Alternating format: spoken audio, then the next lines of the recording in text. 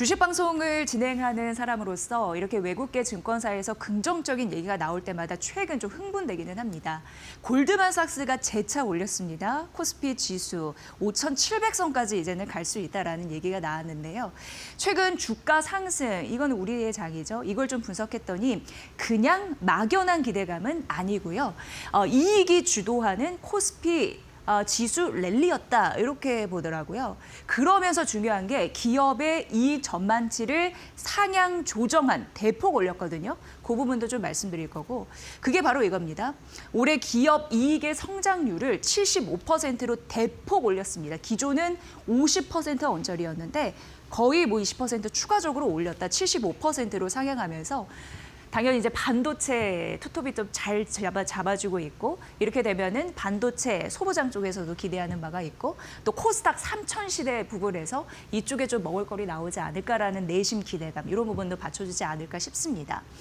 최근 코스피가 이렇게 오른 데에는 강력한 이익 성장에 대한 모멘텀이 있다라고 말씀드렸는데 여기 있죠. 강력한 이익 성장 플러스 또 자사주 매입, 자기의 자사주 이런 부분은 이제 최대 주주 이런 오너 쪽에서 이제 사들이고 있는 상황이고 그걸 이제 소각하면 주주 한 명당 그 몫이 좀 커지는 그런 효과를 보기 때문에 긍정적인데요. 그러한 흐름으로 더해서 ROE 같은 경우에는 자기 자본 이익률이라고 하는데 주식시장에서는 수익률 어떻게 보면 수익성의 대표적인 지표라고 할 수 있겠고 16% 이상 이렇게 좀 개선된 흐름들 나타나줬다라고 골드만삭스에서는 파악했습니다. 그런데 지금 기업의 이익 성장으로 주가가 올라도 밸류에이션을 봤을 때 다른 국가 대비해서 여전히 저렴하다라고 하면서 코스피 5,700을 얘기를 하고 있습니다.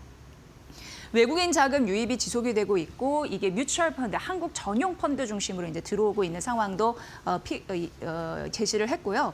지금 아시아 펀드 내 한국 비중은 그럼에도 불구하고 중립 수준이어서 추가적으로 이후에 확대할 수 있는 여력이 있다라고 생각하는 것 같았습니다. 그러면서 4개의 섹터를 제시했거든요. 대표적으로 삼성전자, SK하이닉스 필두로 하는 AI 반도체 되겠습니다.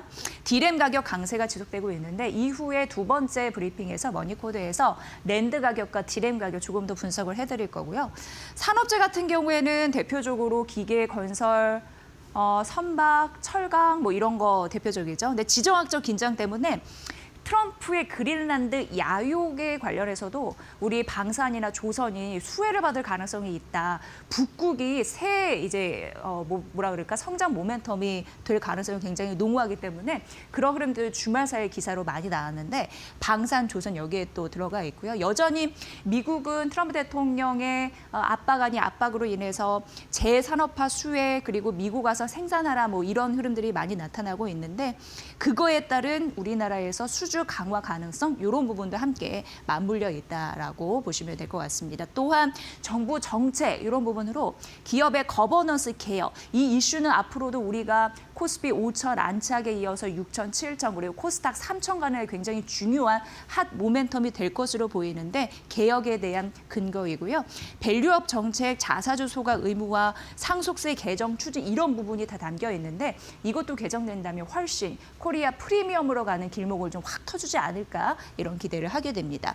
그리고 마지막으로 K컬처 수혜입니다. 하이브, BTS 얘기가 또 많이 나오고 있습니다. 표가 몇만 장 팔렸다는지 전 투어가 매진됐다는지 이런 기분 소식, 좋은 소식들이 나오고 있는데 이 소비재 중 차별화된 성장이 지속이 될 가능성이 있다라고 하면서 4개의 섹터로 나눴으니까 이러한 부분이 잘 간다면 못 이뤄낼 것도 없다라는 생각이 들죠. 골드만삭스에서 코스피 올린 그 이유에 대해서 말씀드렸고요. 두 번째 페이지 보면은 이거 굉장히 중요합니다. 이제 정부에서는 주가 누르기 방지법 이걸 밀고 나갈 것으로 보입니다. 그러면 코스피 5천 안착하는 데에도 그리고 코스닥 3천 가는 데에도 굉장히 중요한 그런 부분이 되지 않을까. 딱 들어도 그러죠. 주가를 일부러 누르는 것을 방지한다라는 게 정책적으로 시행이 된다면 코스피 5천 가자 해서 이미 갔던 것처럼 이런 흐름도 더 잘 풀리지 않을까라는 기대를 하게 되는 건데 코스피 5천이 지난주 목요일이었습니다. 처음으로 5천을 딱 찍었고 그때 이재명 대통령이 청와대로 코스피 5천 특별위원회를 소집을 했습니다. 그래서 거기서 이제 오찬을 하면서 여러 가지 얘기가 나왔는데 이소영 의원이 작년 5월에 주가 누르기 방지법 대표 발의를 했고 여기에서 다시 한번 의견을 얘기했습니다. 그래서 사실상 그 상장사의 최대 주주들 이런 부분들이 상속하고 증여했을 때 지금 과세 형평성이 너무나 무너져 있다. 이걸 개선해야 된다라고 하면서 다음 타깃이 바로 이것이 될 것이다라고 우리는 알게 됐습니다. 최대 주주, 상장사의 최대 주주가 상속하고 증여를 할 때 기준이 주가였거든요. 근데 주가를 인위적으로 많이 눌렀으니까 이제는 주가 보지 말고 자산과 수익 이런 부분으로 기준을 아예 바꿔버리자 그런 부분이고 PER 0.8배 미만의 기업들이 그 대상이 될 가능성이 굉장히 농후해졌다는 거고 실제 지금의 세법으로 여러 가지 계산을 해봤을 때 지배주주 총수 일가의 지분 가치가 너무 낮아져 있다는 걸 확인이 된 거예요. 평균 48%가 저평가돼 있다라고 합니다. 그래서 다 갖다 써놨죠. 삼성물산, 현대차도 29%, 하나도 마이너스 33, 뭐 HD 현대 59 마이너스, 롯데지주 68, LG 마이너스 71 이렇습니다. 이런 부분이 다 개선이 되면 전반적으로 좋아지지 않을까라는 생각을 하게 되는 거고요. 그리고 실제 일례가 있었습니다. 한화에서 최근 세 아들에게 하나의 절반 뭐 지분 이상, 뭐 절반 이상을 나눠주는 흐름들이 있었는데 거기에서 증여세가 2천억 원밖에 안 됐거든요. 그런데 웃긴 게 PBR 0.1배밖에 안 됩니다. 시총 4조인데 자산이 40조인 그룹입니다. 그런데 증여세가 2천억밖에 안 돼? 이렇게 생각을 했다라는 거고요. 명인제약 같은 경우는 40년간 상장 안 된 비상장 회사였는데 승계 앞두고 상장 추진을 했으나 명분이 좀 탐탁지가 않습니다. 여기가 1,900억 원을 조달을 위해서 상장을 하겠다라는 명분이 있었습니다만 보유 현금이 2,700억 원이거든요. 좀 이상한 흐름들로 가고 있는 상황이잖아요. 그렇기 때문에 이런 걸 타파하기 위해서도 주가 누르기 방지법이 필요하다라는 게 정부 정책의 굉장히 중요한 골자가 되겠습니다. 그래서 어떻게 보면은 PBR, 순자산 가치 일부러 낮춘 주가 누르기 때문에 일부러 주가가 낮아 있는 그런 기업들, 주가 재고를 스스로 할 수 있는 유인을 아마 이 정책들이 된다면 되지 않을까라는 기대를 하게 되는 거고요. 물론 재계는 반발하겠죠. 왜냐하면 비상장사가 상장하는 유인이 줄어들지 않을까라는 우려, 이런 부분이 있지만 주가 가기 위해서는 이런 부분이 필요하지 않을까라는 공론, 논의 이런 부분이 조금 더 활발히 될 가능성이 있어서 투자자 여러분도 이 부분을 좀 주시하시면 될 것 같습니다. 그리고 정부에서 코스닥 3천 가자라는 얘기를 했습니다. 그리고 이제 내일 디지털 자산 기본법 2차 회의가 있습니다. 여당으로 확정할 수 있을지 여당, 그러니까 민주당 이쪽에서 이제 당론으로 확정할 수 있을지 지속적으로 보시고요. 그리고 굉장히 중요한 게 LS에서 미국 전선 기업이잖아요. 에식스 솔루션즈 중복 상장에 대한 우려로 굉장히 우려감이 높았는데 이재명 대통령이 콕 집어서 언급을 했고 결국 상장 철회하기로 했습니다. 그리고 작년에 50만 주 자사주 소각했거든요. 그런데 2월 중에 자사주 50만 주를 추가로 소각하겠다. 이게 한 2천억 원 정도 규모로 보입니다. 2차 진행되지 않을까. 결국 이러한 흐름들로 봤을 때 기업들도 우리가 그동안 주주 기대에 못 미쳤던 부분을 개정해서 가야 되는 거구나라는 걸 인지했다는 굉장히 중요한 사례가 아닐까 싶습니다. 앞으로 잘 갈 수 있을지 투자자 여러분도 관심 갖고 이 문제 지켜보시기 바랍니다. 카카오페이 전일 상한가 같고요. 오늘 장중에 8만 원 선을 넘었다가 좀 차익 실현 매물이 나타나고 있지만 차트의 흐름을 이렇게 거래량을 보니까 매수 대기 자금 이런 부분은 좀 있더라고요. 보시고요.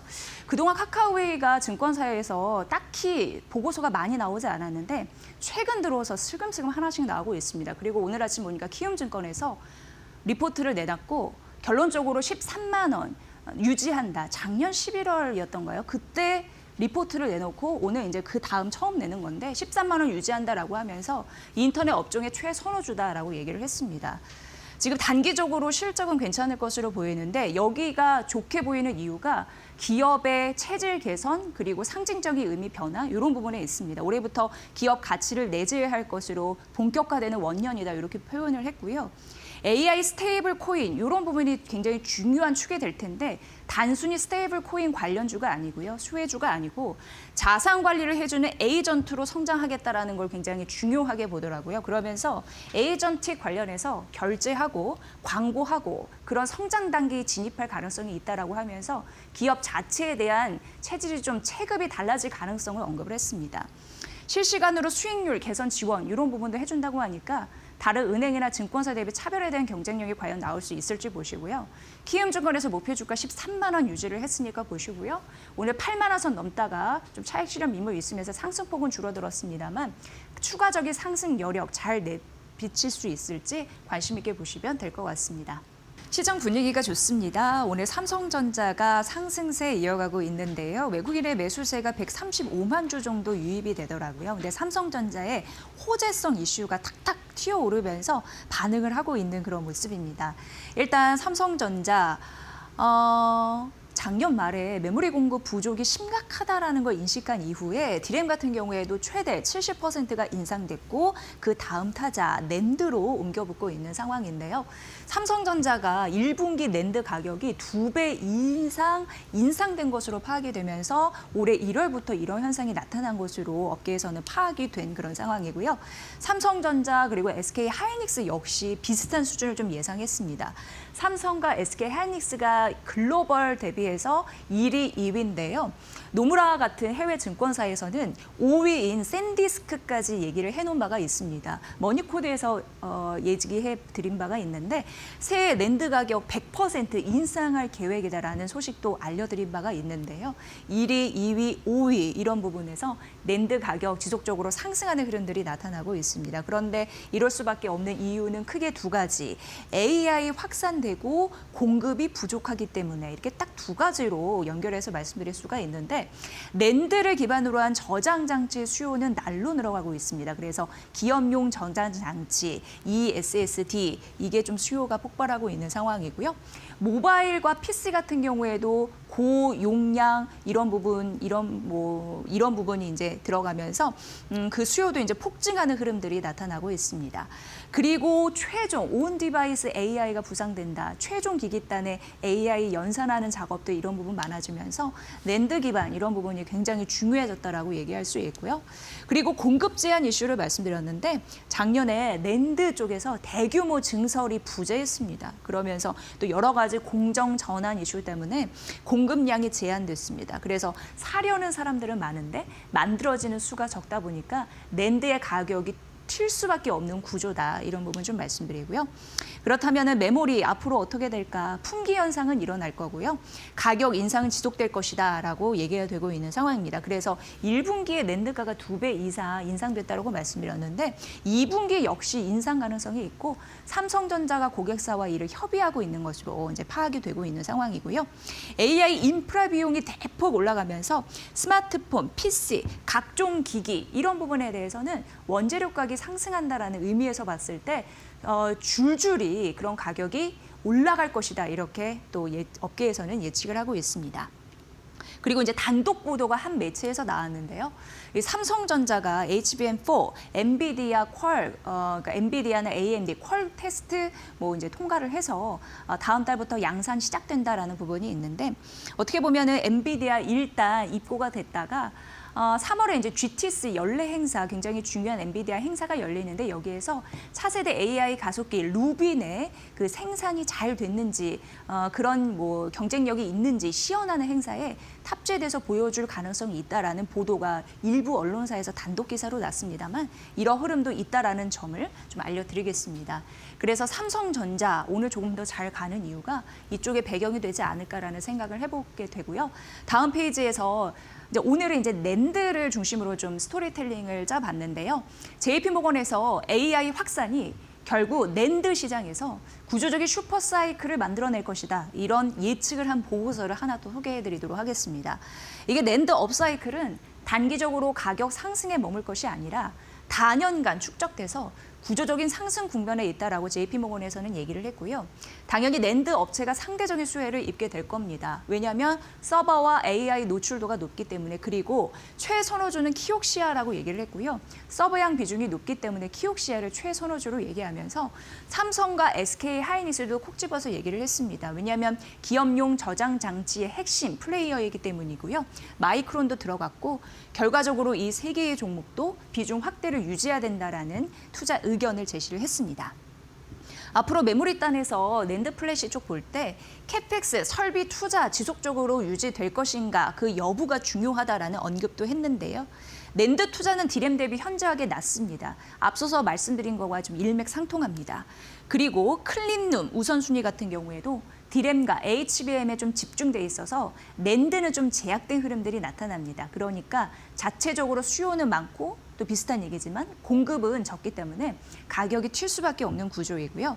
디램 대비 주가가 좀 후행하는 측면이 있어서 다시 한번 리레이팅의 기회가 존재한다는 게 JP모건이 낸드 시장을 바라보는 입장이니까 이 부분도 잘 참고해 보시면 될 것 같고요. 그리고 HSBC에서 마이크론의 목표 주가를 $500로 상향했거든요. 그런데 그 결정적인 이유가 낸드라고 얘기를 했습니다. 차세대 성장 촉매가 낸드라는 거고요. 왜냐하면 저장 장치가 필수이기 때문에 이렇게 얘기가 됩니다. AI 출원 수요가 확대가 되면서 디램 얘기도 좀 나오고 있는 상황인데 어쨌든 2분기 영업이익 전망치 6% 상향 조정하면서 목표 주가 올린 이유도 근거도 됐으니까 이 부분도 참고해 보시면 될 것 같습니다. 삼성증권에서 아틀라스를 이제 분석을 했더라고요. 그런데 이거는 여러분 잘 아시다시피 CS2026에서 현대차의 계열사 보스턴 다이내믹스가 개발한 이제 로봇이다라고 보시면 되고 아틀라스 대당 생산 단가의 변화, 추이를 분석한 굉장히 의미 있는 보고서를 내서 소개를 해드리도록 하겠습니다. 일단 아틀라스 같은 경우에 초기 원가가 대당 1억 9천만 원에서 2억 원 정도 수준이라고 하는데요. 1만 대를 생산했을 때, 그러니까 아틀라스 로봇 1만 대를 만들어냈을 때 이게 약 7,200만 원으로 생산 원가가 떨어진다고 합니다. 거의 2억 원 수준이 7,200만 원으로 떨어지는 거고요.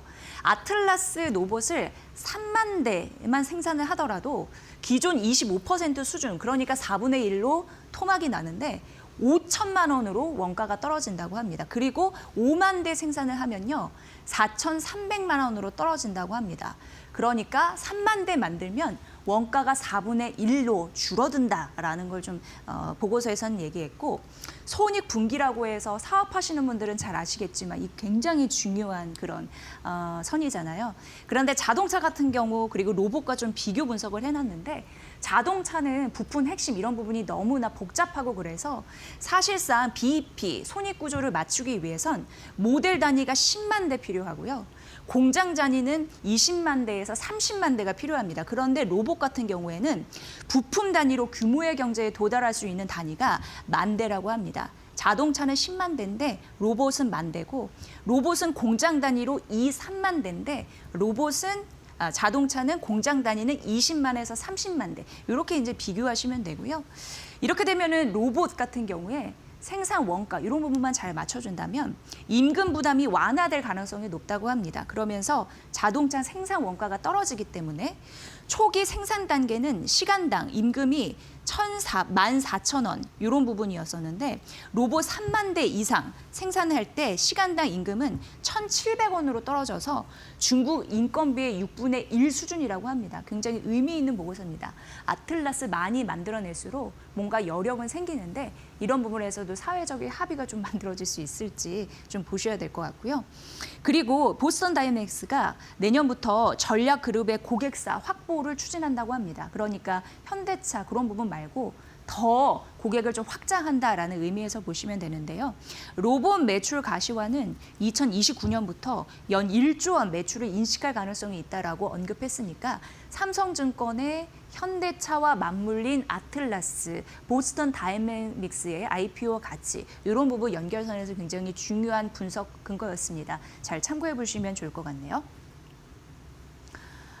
네, 그리고 우리가 이거 종종 이런 얘기는 했습니다. 스마트폰 다음에 킬러, 기기는 과연 뭐가 될 것인가. 그런데 구글의 딥마인드 CEO인 데비스 허서비스 같은 경우에는 그 다음은 AI 안경이라고 얘기하면서 지금 투자 이런 부분이 이쪽으로 쏠려 있어서 잠시 언급을 해드리겠습니다. 차세대 킬러 폼팩터라고 해서 폼팩터는 이제 기기, 형태 이렇게 보시면 되고요. 스마트폰도 폼팩터고 그리고 AI 안경도 폼팩터다 이렇게 보시면 되는데 어쨌든 차세대 킬러의 그런 형태는 AI 안경이다라고 얘기했고 과거 왜 실패했느냐. 기기가 두껍고 배터리가 약하고 킬러 앱이 부재했는데 이제는 AI 안경이 될 수 있는 이유가 생겼다라고 얘기를 했습니다. 제미나이 3 같은 경우에도 기술이 좀 혁신적으로 잘 나오고 있기 때문에 성숙 단계다라고 얘기했고 구글은 올해 제미나이 기반 AI 안경을 출시할 것으로 보이는데요. 최대 한 2천억 원 넘게 투자할 것으로 예상이 되고 그래서 구글, 삼성도 있죠. 그래서 또 알려드리려고 하고요. 그 다음 기업들 좀 이렇게 써놨습니다. 구글은 제미나이와 안드로이드 XR, 그러니까 OS 플랫폼 이런 부분 하고요. 삼성이 디스플레이와 센서 기술 담당할 것으로 보이고요. 젠틀 몬스터, 워비 파커 같은 경우에는 디자인이나 안경이니까 착용이 좀 괜찮은지 불편하지 않는지 이런 부분을 담당할 것으로 예상이 됩니다. 그리고 이런 관련 기기, 스마트 기기 시장 조사 업체가 있는데요. 스마트 애널리스트 글로벌이라는 데에서 AI 안경의 글로벌 매출 이런 부분을 계산을 했습니다. 예상 4배 이상 1년 사이에 늘 것이다라는 가능성 언급했고 판매량도 600만 대에서 2천만 대로 급증할 것이다. 이렇게 가능성을 언급했습니다. AI 글래스 시장 궁금하실 텐데 메타가 좀 앞서 있더라고요. 점유율 70% 이상으로 작년 9월에 관련 제품 내놨고요. 하지만 주문, 처리에 집중하기 위해서 글로벌 출시는 조금 연기하는 것으로 보입니다. 올해 초. 애플도 내년 2분기에 오디오형 모델을 양산하겠다라고 나오고 있는 상황이고요. 알리바바, 바이트댄스, 샤오미, 중국 쪽이잖아요. 시장 진입을 노리고 있습니다. 우리도 이런 부분에서 잘 편승해서 갈 수 있을지 시장의 돈의 트렌드 잘 보셔야 될 것 같습니다. 네, 맥커리에서 K방산 언급을 했는데요. 오르고 내린 흐름들이 있어서 언급해드리겠습니다. 사실 K방산, 앞서서 얘기했지만 트럼프 대통령의 그린란드, 야요 이런 부분이 있는데 이제 북극이 새로운 먹거리로 등장을 하고 있거든요. 근데 그런 쪽, 쇄빙선이 필요한데 그런 기술이 마땅치 않으니까 K방산, 조선이 연리를 할 수 있다는 가능성 언급이 되고 있습니다.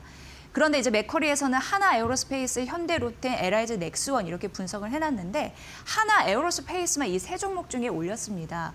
하나 에어로스페이스는 160만 원으로 올렸고 다만 현대 롯데과 LIG 넥스원을 10,000원 정도 떨어뜨렸더라고요. 목표 주가를. 현대 롯데는 35만 원으로 10,000원 떨어뜨렸고 LIG 넥스원은 64만 원에서 63만 원으로 내렸습니다. 이런 부분. 그런데 이제 긍정적인 부분은 지속적으로 언급돼서 우리나라의 K방산, 조선 계속적으로 봐야 된다는 이슈에 있어서 이 부분도 잘 참고해 보시면 될 것 같고요. 맥쿼리의 입장이라는 거 여러분도 참고해서 잘 반영해서 보시길 바랍니다.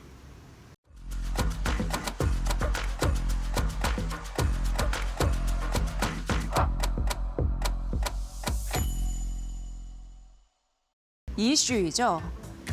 SNS에서는 이런 얘기가 오고 가더라고요. 트럼프 대통령이 유럽에서 빰 맞고 왜 우리나라의 눈을 흘기느냐 이런 얘기도 있었는데 하도 답답해서일 겁니다. 어쨌든 이런 부분을 보면은 강자를 바라보면서 약자가 눈치 보는 상황 지속적으로 반복될 수밖에 없는구나. 우리의 현실이구나. 이런 부분도 사실상 느낍니다. 이 트럼프 대통령이 한국산 자동차 그리고 자동차뿐만 아닙니다. 목재, 의약품, 모든 상하 관세 25% 다시 올리겠다라고 얘기했고 이렇게 되면은 그동안 험난했던 무역 과정 이런 부분 이전으로 다시 돌아간다라는 의미이죠. 정말 트럼프 대통령답게 SNS에 딱 저렇게 올렸습니다. 그러면서 이런 부분을 공식화하는 흐름들이 나타났고요. 이유는 트럼프 대통령이 한국 국회 탓을 하고 있습니다. 한국과 미국의 무역 합의 이런 부분이 승인이 되지 않았다. 그러니까 국회 비준 얘기하는 거거든요. 그런데 이게 좀 이상한 게 일본도 국회 비준 안 됐습니다. 그런데 우리에게 화살을 돌렸죠. 이 얘기인즉슨 지금 대미 투자가 제대로 되지 않고 있다는 것을 꼬집어서 얘기한 것이 아닌가 이렇게 시장에서는 해석을 하고 있는 거고요. 국회에서 대미 투자 3,500억 달러 규모인데 이걸 지원하기 위한 예산안이 삭감된 부분도 있었고 이후에 좀 말씀드리겠지만 대미 투자 펀드 조성 특별법 이런 부분도 통과가 아직 덜 되다 보니까 이런 부분에 앞으로 관심이 쏠리겠죠. 구윤철 부총리 같은 경우에도 오늘 오후 대미 투자 특별법 국회 논의 예정이다라는 얘기를 밝혔는데 이런 부분이 좀 될 수 있을지는 보셔야 될 것 같고요.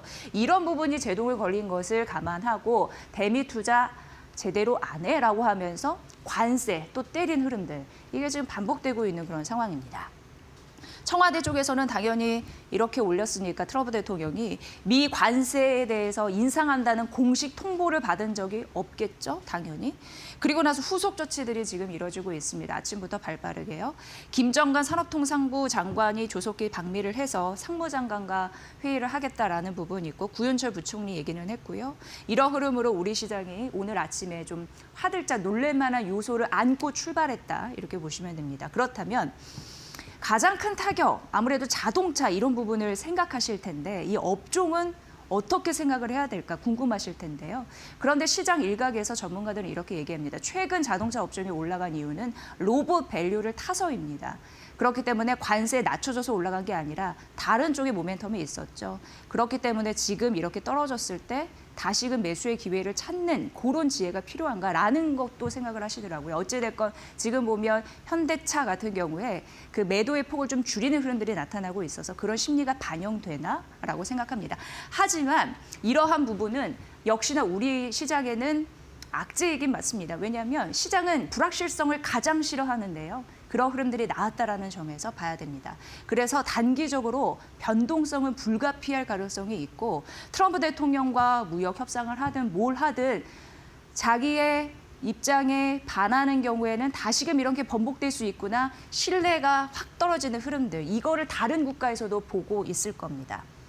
지금 뭐 현대차가 크게 밀리지 않는 흐름들이 있었다 하더라도 어쨌든 25%로 다시 올리겠다라고 했으니 우리는 대비를 해야 될 텐데 LS증권의 데이터를 좀 얻어왔습니다. 그래서 설명을 해드리면 현대차, 기아, 현대모비스 관세 비용이 이제 는 거잖아요. 그걸 계산해서 좀 생각을 투자하는 데 좀 도움을 드리는 수치를 좀 제시해드리겠습니다. 일단 관세 비용만 봤을 때 현대차 같은 경우에는 5조 6천억 원을 드려야 됩니다. 이게 2조 4천억 원 정도 더 늘어난 그런 규모가 되겠습니다. 그런데 2조 4천억 원이 는다라고 말씀드렸잖아요. 2조 4천억 원의 이익이 감소가 되면요. 이거를 PER 5배를 적용해서 로봇 밸류 아니고요. 자동차 밸류로 계산을 했을 때 12조 원의 시총이 증발할 가능성이 있습니다. 이 부분은 좀 보시고요. 지금 현대차가 4거래 연속 좀 빠지잖아요. 그래서 한때는 100조 원 시총이 갔다가 현재는 좀 90조 원 언저리에 있는 것 같은데 주가 하락을 봤을 때 한 12% 이런 수치가 나옵니다. 그러면 결과적으로 현대차의 주가가 44만 원 정도다 이렇게 보시면 될 것 같고요. 기아 같은 경우에는 4조 2천억 원이 더 들어갑니다. 관세 비용으로. 이것은 1조 6천억 원 더 늘어난 규모가 되겠고요. 현대모비스는 부품이잖아요. 그래서 완성차 대비해서는 수준이 좀 제한적이긴 한데 1,650억 원 더 들어간다 이렇게 보시면 될 것 같습니다. 어쨌든 시장 불확실성에 휩싸인 자동차 업종뿐만 아니라 상호관세 25%로 올리는 전반적인 그런 품목에 대해서 앞으로 대비를 하시고 그리고 이제 중요한 게 공이 국회로 넘어갔습니다. 그래서 임시국회에서 그동안 처리 못한 게 발빠르게 또 처리가 될 수 있을지 하나의 관건이 될 것 같고요. 트럼프는 또 트럼프밖에 이렇게 일을 저지르기도 하지만 협박으로 끝날 가능성도 있어서 또 우리가 또 수습을 하기 위해서 미국으로 간다라고 하니까 이런 흐름으로 시장 분위기가 좋아졌으면 하는 바람 여기까지 설명이 가능할 것 같습니다. 중요할 것 같고요. 이렇다 보니까 이제 달러의 패권 시대, 달러에 대한 믿음? 이런 게 좀 사라지지 않나? 이런 생각을 하고 실제로 최근에 보면은 탈달러 시대 이거를 좀 맞고 있는 듯합니다. 그러니까 금과 은이 막 올라가고 있는 흐름들이 다 여기에서 기반을 하고 있다라는 생각이 자연적으로 여러분도 드실 것 같습니다. 금과 은이 랠리를 보이고 있는데 금 같은 경우에는 온스당 5,100달러를 처음으로 돌파를 했습니다. 작년에 64% 급등했거든요. 그리고 올해 들어서도 18% 추가 상승했는데 작년 상승률만 보더라도 1979년 이후 최대 연간 상승률을 보였으니 금은 한번 사신 분들은 지금까지 활짝 미소를 짓고 계시겠다라는 생각하고요. 이제 골드만삭스가 올해 12월 금 가격 전망을 올려잡았는데 온스당 4,900달러에서 5,400달러로 상향 조정했다라는 흐름들 나타나고 있습니다. 금도 이렇게 돌파를 하고 있는데 은도 역대 최고치를 경신하면서 귀금속 가격이 랠리를 보이고 있거든요. 근데 은이 115달러로 상회를 했습니다. 그런데 은과 그리고 금이 이렇게 올라가는 데는 지금 여러 가지 요인이 결합을 하고 있는데 첫 번째, 달러 약세 흐름입니다. 그리고 두 번째, 지정학적 리스크고요. 세 번째가 정부 셧다운 우려입니다. 미네소타의 미국 시민 사살 이슈 때문에 여러분도 충격을 받으셨을 텐데 이런 이슈에 더불어서 민주당 상원 의원들이 달러 패키지 승인 거부를 시사를 했습니다. 미국 정부 셧다운에 대한 우려가 다시금 고개를 들면서 어쨌든 달러 약세 흐름들이 나타나면서 금과 은으로 자금이 모이는 흐름들이 더 나타나고 있다는 거고요. 미국과 그리고 일본도 굉장히 중요합니다. 엔화 강세 흐름이 나타나고 있는데 미국 쪽에서도 총리 이런 부분에 있어서 지속적으로 국채 발행이 늘 것이다라는 가능성이 있으면서 금리를 높일 가능성이 지속적으로 언급이 되고 있는데 그렇다 보니까 미국도 그렇고 일본도 그렇고 국가 부채에 대한 우려가 굉장히 커지고 있습니다. 그러면서 달러 그리고 국채의 자금이 빠져나가면서 그게 금으로 흘러들이는 흐름들이 나타나고 있는 상황인데요. 이렇다 보니까 일부 애널리스트는 올해 금 가격이 온스당 6,000달러까지 갈 가능성이 있다라고 언급하기도 했습니다. 비트코인 아주 최근의 흐름들이 답답하시다라고 생각하실 텐데 금과 은이 이렇게 랠리를 보이다가 조정됐을 때 그 바통 치고 비트코인이 올라갈 가능성 이런 과거 패턴도 잠시 언급되기도 하던데요. 이런 부분 잠시 써놨고 어쨌든 골드만삭스는 금과 은 이런 부분이 올라가는 상황에서 골드만삭스 금 전망 올렸다고 했는데 그럼에도 불구하고 위험 자산 선호 이런 부분에 대해서는 지속적으로 올라가고 있다고 합니다. 이 리스크 지수가 2021년 4월 이후 또 최고치를 보이고 있어서 굉장히 또 신기한 현상이 벌어지고 있는 거잖아요. 안전 자산도 오르고 위험 자산에 대한 선호도 오르고 이러한 흐름들이 지금 전반적으로 글로벌 경제의 핵심 상황으로 패턴으로 가져가고 있다. 굉장히 중요한 포인트니까 여러분도 보시고요. 금이 지금 대비해서 더 올라갈 수 있는 가능성 지속적으로 언급은 나오고 있으니까 이 부분도 참고 정도로 하시면 될 것 같습니다. 천스탁 시대입니다. 어제 9개월 만에 매수 사이드카가 또 발동이 되기도 했는데 완전히 수급이 이쪽으로 쏠렸다라는 그런 느낌을 받으셨을 것 같고 제가 어제 코스닥 이렇게 튄 이후에 가장 많이 이 시장 연구원들한테 들었던 이유가 당분간은 코스닥입니다. 이 얘기였습니다. 어제 이 코스닥에 그 레버리지 ETF 대다수의 그런 종목들이 거의 22% 넘는 급등세를 보여서 굉장히 놀랐거든요. 역시 투심이 무섭다라는 생각을 하게 됐습니다. 그런데 이것이요, 단기 이벤트성이 아니라 앞으로 추세가 될 가능성이 있다라고 생각하는 것이 많은 투자자들이 정책 신뢰성 이쪽에 초점을 맞추는 듯 했습니다. 하나증권에서 당분간 코스닥입니다라는 의미의 리포트를 내놨거든요.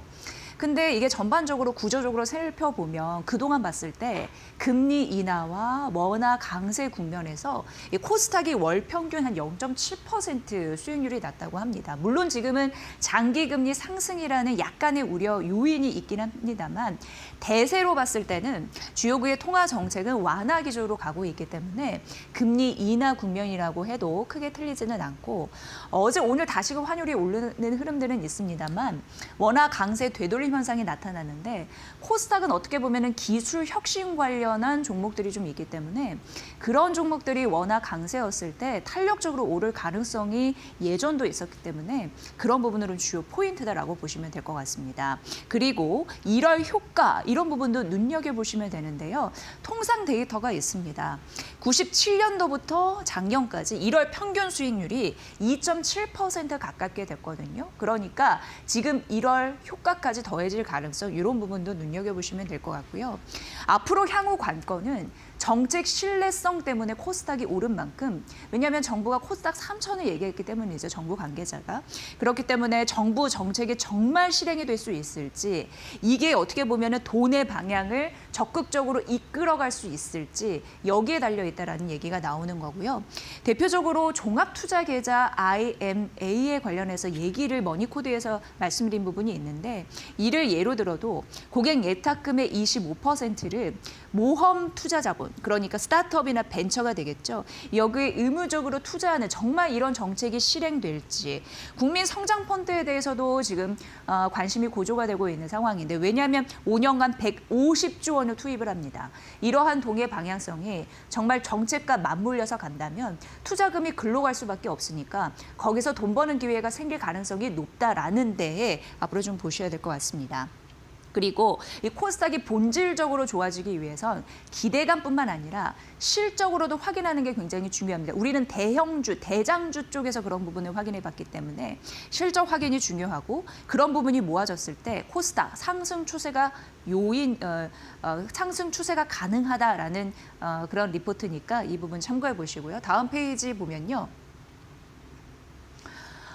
삼성전자 이게 이제 KB증권에서 목표 주가를 24만 원으로 올려 잡았거든요. 그런데 CT증권에서도 똑같이 목표 주가를 24만 원으로 올려잡는 흐름들이 있었습니다. 그 이유를 보면 일단 KB증권의 리포트의 얘기부터 해드릴게요. 메모리 가격을 반영했기 때문에 이런 얘기가 나오고 있거든요. 영업이익을 올렸습니다. 올해 162조 원, 그리고 내년에 183조 원으로 올렸습니다. 근데 이렇게 올린 이유가 영업이익 추정치인데요. 메모리 가격 상승을 반영했기 때문에 이렇게 언급이 됐고요. 지금 전반적으로 보면은 D램 가격이 오르고 있습니다. 그러면서 HBM과 수익성에 대한 격차를 이제 축소시킬 가능성이 있는 거고, 그리고 고객사가 이제 엔비디아와 AMD 이런 부분인데 HBM4가 공급이 되었을 때 그 공급 단가에도 자연스럽게 영향을 미칠 가능성이 있다라고 KB증권에서 언급을 했습니다. 그리고 중요한 것이 낸드 부분입니다. 근데 엔비디아, 베라, 루빈 차세대 그 부분이잖아요. 근데 그 플랫폼에 신규 저장 장치 공급 물량도 확대가 된다면 결과적으로 이러한 이슈들이 메모리 단에서 실적 추정치를 높게 할 수 있는 가능성이 되겠다 이렇게 언급을 했습니다. 그리고 나서 시티 같은 경우에도 목표 주가 24만 원으로 올린 흐름들 있으니까 이 밴드 상향이 된다는 것도 중요한 의미니까 살펴보셔야 될 것 같고요. 지금 여러모로 여러 가지 그 현장에 있는 고위 임원진들이 지속적으로 비슷한 말을 하고 있습니다. 대표적으로 시놉시스 CEO 같은 경우에 메모리 부족 현상이 그리고 그로 인한 가격 상승이 내년까지 지속될 가능성이 굉장히 크다라고 했는데 저희 마켓나우 2부에서도 어제 반도체 분석을 해드리면서 그 말씀을 드린 기억이 있습니다. 이 삼성전자가 29일에 SK하이닉스는 이제 잠정 실적을 내고 확정 실적을 발표를 합니다. 그런데 여기에서 굉장히 두 회사의 코멘트가 중요한 게 메모리 가격 상승 그리고 공급 부족 이런 부분이 내년까지 이어질 것이다라는 걸 확정적인 멘트로 해주면 좋겠다. 그러면 주가가 크게 빠지지 않고 지속적으로 갈 수 있는 동력이 되어줄 것이다라는 것을 말씀드린 바가 있는데 비슷한 얘기를 하고 있는 거죠. 요런 흐름을 자꾸 확인해 주는 게 투자자 심리에 좀 굉장히 중요할 것 같고요.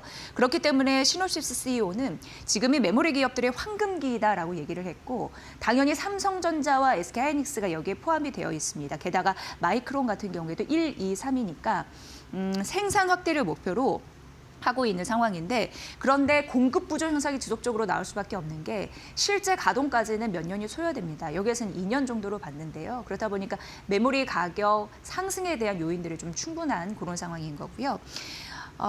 PC 제조업체의 최고봉이라고 할 수 있는 레노버 아실 텐데 그쪽의 CEO가 또 CFO가 어떤 얘기를 했냐면 메모리 가격이 오른다, 수요 급증에 공급은 부족하다, 또 비슷한 얘기를 했고요. 그리고 중국의 유명한 스마트폰 기업이 샤오미 같은 경우에도 휴대폰 가격이 올해 올라갑니다. 왜냐하면 메모리 가격이 올랐기 때문에 자연스럽게 기기 가격이 오를 수밖에 없다라는 지속적으로 비슷한 패턴이 이루어지고 있다는 거 팩트 체크를 좀 해드리겠습니다. 다음 넘어가 보도록 하겠습니다. 시티에서 SK하이닉스 올해 영업이익 추정치를 대폭 올렸더라고요. 150조 원으로 정말 많이 올렸고 그러면서 목표 주가를 140만 원으로 상향했습니다. 그러니까 지속적으로 외국계 증권사에서도 우리나라의 탑 메모리 업체들을 이렇게 긍정적으로 평가하다 보니까 대형주가 트럼프 대통령의 관세 이슈에도 불구하고 차분하게 갈 수 있는 그런 동력을 제공하지 않나 이런 생각도 한편으로 하게 되고요. 지금은 어쨌든 범용 상품으로 가고 있지만 시간이 흐르면 세미 커스텀이라고 해서 결국은 고객 맞춤형 AI 칩 이쪽으로 갈 가능성이 굉장히 큰데 2028년 이후 온 디바이스 AI라고 해서 쉽게 얘기해서 스마트폰이나 자동차나 로봇이 스스로 생각하고 행동하는 그런 거 생각하시면 되고요. 피지컬 AI 이런 부분이 확산이 되면서 결국 이런 흐름들이 일반 범용 메모리까지 끌어올릴 가능성 이런 부분을 CT에서 언급을 했습니다. 그리고 지금 워낙 메모리 공급업체가 갑이다 보니까 1년 전에 선주문하는 체계가 이미 완성이 되고 있는데 그렇다 보니까 공급자의 가격 협상력은 높아지는 거고요. 실적 가식성까지 함께 확보가 되는 그런 선순환 패턴을 보이고 있다라고 CT에서는 얘기를 했습니다. 올해 글로벌 메모리 가격 상승률을 굉장히 공격적으로 제시를 했습니다. 그러면서 D램은 기존 전망은 88% 오른다였는데 120%까지 올려잡았고요. 낸드 같은 경우에는 기존 전망이 74% 상승이었는데 90%까지 올려잡았습니다. 그러니까 올해 영업이익 추정치가 이렇게 오르겠죠. 그러니까 목표 주가도 올렸다라는 흐름들 잘 참고해 보시길 바라겠습니다. 앞에 코스닥이 중요합니다라고 했고 그러면서 반도체 여전히 좀 든든하게 갈 가능성이 있는데 그렇다면 반도체 소부장 쪽에 눈이 갈 테잖아요. 근데 마치 한국투자증권에서 PSK에 대해서 얘기를 했고 이제 시작이다라고 해서 목표 주가를 올렸기에 잠시 소개를 해드리도록 하겠습니다. 기존에서 23% 목표 주가 상향했거든요. 그러면서 목표 주가 64,000원으로 올렸고요. PSK가 전공정 섹터의 탑픽이다라고 언급을 했습니다. 그리고 PSK 홀딩스도 언급을 했는데 목표 주가를 69,000원에서 기존 88,000원으로 올려 잡았습니다. 이 부분도 챙겨보시고요. 일단 PSK는 미국 고객사의 비중이 확대가 되고 있다라고 하고 PR 스트립이라고 해서 그냥 쉽게 해서 회로를 그리는데 들어온 거, 불필요한 거 싹 다 지워주는 그런 거라고 생각하시면 되고요. 그거에 대한 점유율이 상승한다라고 보시면 됩니다. 그러면서 올해와 내년 실적 성장이 기대된다라는 언급했는데요. 메모리 D램 낸드 고객사, 당연히 삼성전자, SK하이닉스 떠올리실 텐데 그쪽에서도 투자를 좀 앞당기고 있고 투자의 규모를 늘리고 있는 상황입니다. 게다가 국내뿐만 아니라 해외 파운드리 고객사 쪽에서도 투자를 확대하면서 투자를 확대하게 되면 반도체 장비 많이 필요하잖아요. 그렇기 때문에 실적 수주에 대한 가능성이 높아지고 있다라는 게 자연스럽게 연결이 됩니다. 미국이 중국을 제재를 하고 있습니다. 그러면서 경쟁사의 추락은 PSK한테 오히려 득이 될 가능성이 높은데요. 대표적으로 메슨 테크놀로지입니다. 메슨 테크놀로지 같은 경우에는 중국 매출 비중이 참 높은 기업이라고 할 수 있는데 미국이 대중 제재하면서 좀 피해를 본 기업이기도 하고 여기에 자리를 이쪽이 차지할 가능성이 있어서 긍정적이다라고 한국투자증권에서는 언급을 했습니다. 이런데도 밸류에이션은 저렴하다라는 언급을 했는데요. 목표 주가 상향 소식 알려드렸으니까 참고해 보시고요.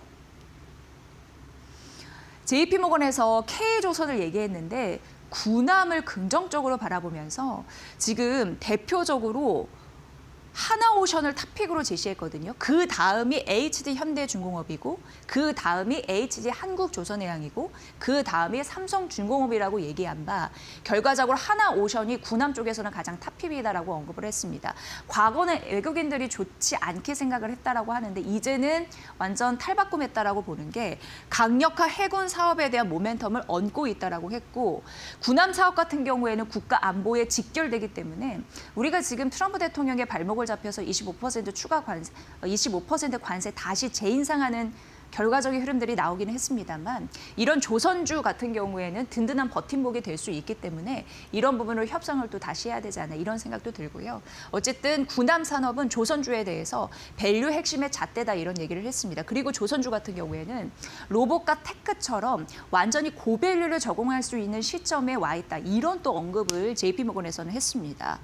특수선, 대표적으로 해군과 군함 얘기가 될 텐데 투자자의 기대감이 있는데 일반 상성 같은 경우에는 수주 전망이나 아니면 성과가 좀 엇갈리고 있거든요. 그런 거에 비해서 특수선은 대부분 목소리가 좀 일치한다라는 데에서 점수를 준 거고요. 앞으로 봐야 될 게 캐나다 잠수함도 있고 미국 쪽에 호위함, 해군 쪽 그런 수주 이런 부분이 잘 나오면 주가가 재평가될 가능성이 굉장히 높다라고 언급을 했습니다. 연초 이후에 외국인들이 조선주를 집중 매수하는 흐름들로 코스피 상승률을 좀 넘어서고 있는 상황이거든요. 군함에 대한 모멘텀을 든든히 가지고 있는 하나오션을 탑픽으로 제시했으니까 이 부분도 살펴보십시오. 마지막으로 S-오일인데 골드만삭스에서 목표 주가를 상향했는데 두 가지 이유 때문이었습니다. 첫 번째는 원가 구조가 개선되는데 거기에 대한 최대 수혜주의다라고 얘기를 했습니다. 일단 S-오일은 원유의 90%가 사우디이거든요. 근데 그런 부분에서 긍정적인 부분이 있고 물론 정제 마진은 약간 그렇게 막 탄력적이진 않습니다만 순 마진 구조가 여전히 견조하다라는 부분에서 긍정적인 패턴을 읽을 수 있는 상황인 것 같습니다. 목표 주가 기존 84,000원에서 12만 원으로 올려잡았으니까 원가 구조 개선과 더불어서 긍정적인 순 마진 그런 구조에 대한 가능성 이런 부분도 잘 보시면 될 것 같습니다. 오늘 S-오일까지 머니코드에서 알려드렸습니다.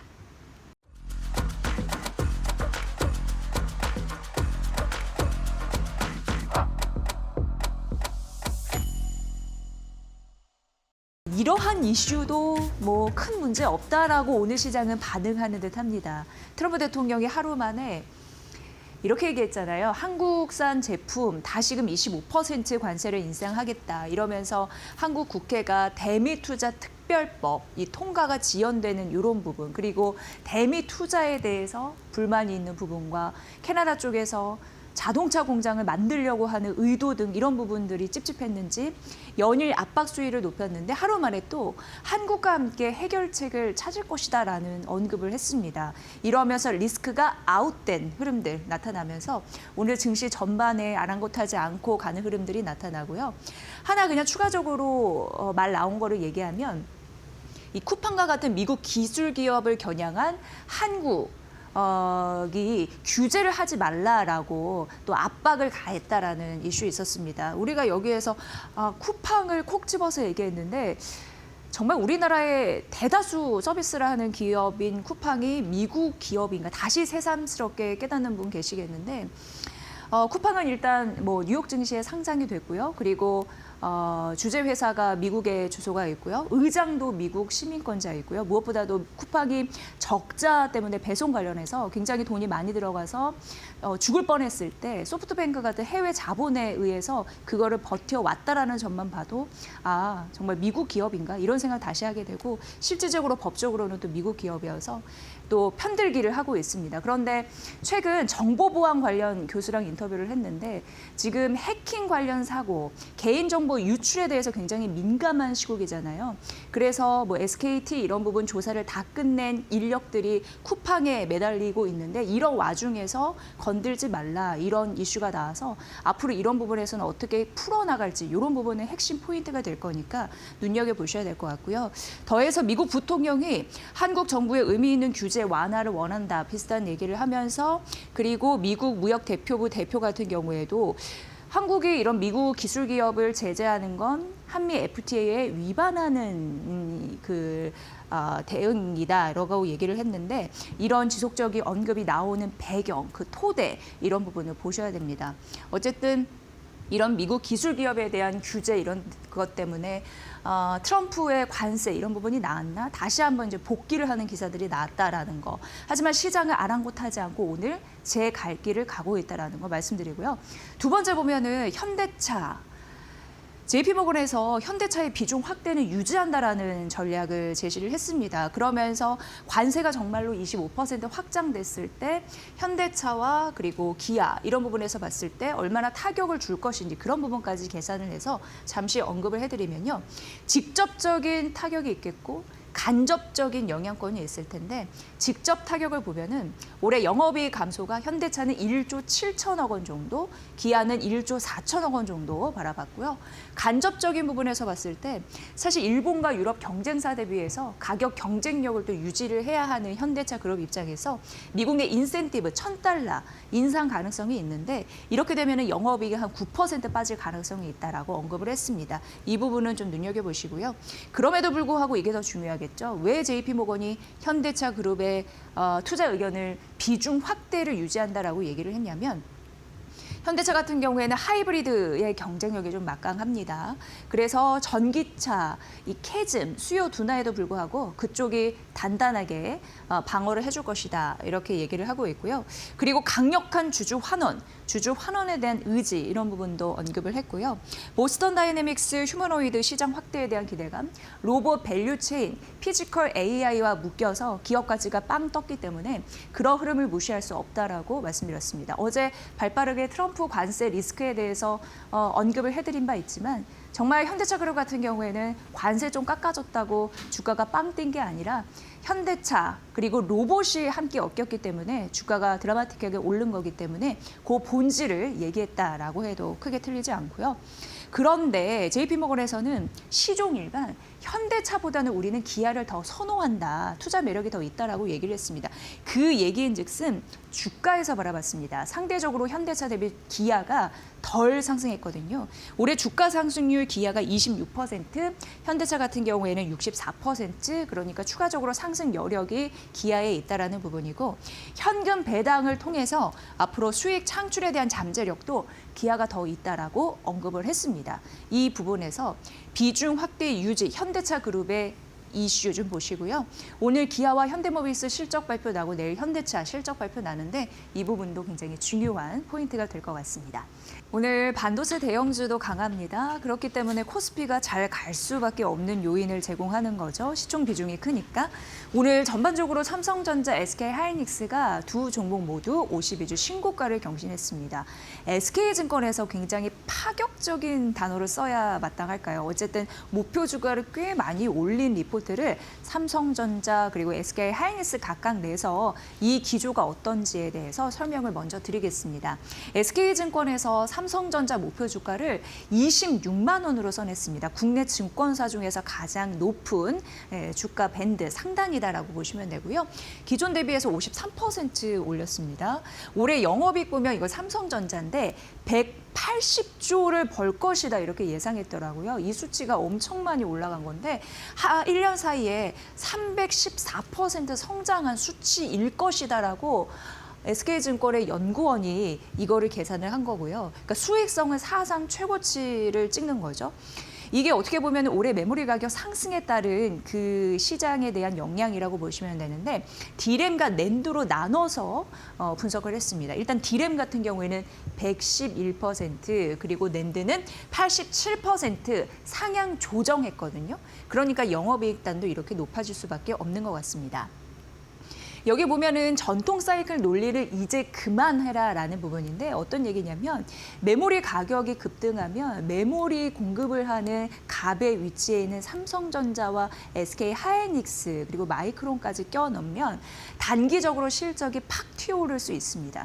성장률이 급격히 올라갈 수 있는데 이게 우리도 살아보면 다 알지만 매일 좋을 수는 없잖아요. 그러니까 매분기, 매해 이렇게 드라마틱하게는 오를 수가 없습니다. 그래서 결국에는 가다가 성장률 둔화라는 시그널을 맞이할 텐데 그것을 우려하면서 멈추는 거는 이제 너무나 진부한 얘기가 됐다라고 얘기를 합니다. 그걸 전혀 신경 쓰지 말고 메모리 산업 자체적으로 밸류가 확장되는 국면에 있다라는 것을 인지를 해야 된다라고 하면서 목표 주가를 상향했다라는 거 굉장히 중요한 시그널 되겠습니다. 그리고 설비 투자 같은 경우에도 이미 계약을 기반으로 해서 높은 수요를 확인했기 때문에 이전과는 다른 사이클이라고 봐도 무방하다라는 게 SK증권연구원의 중요한 생각의 축이었고요.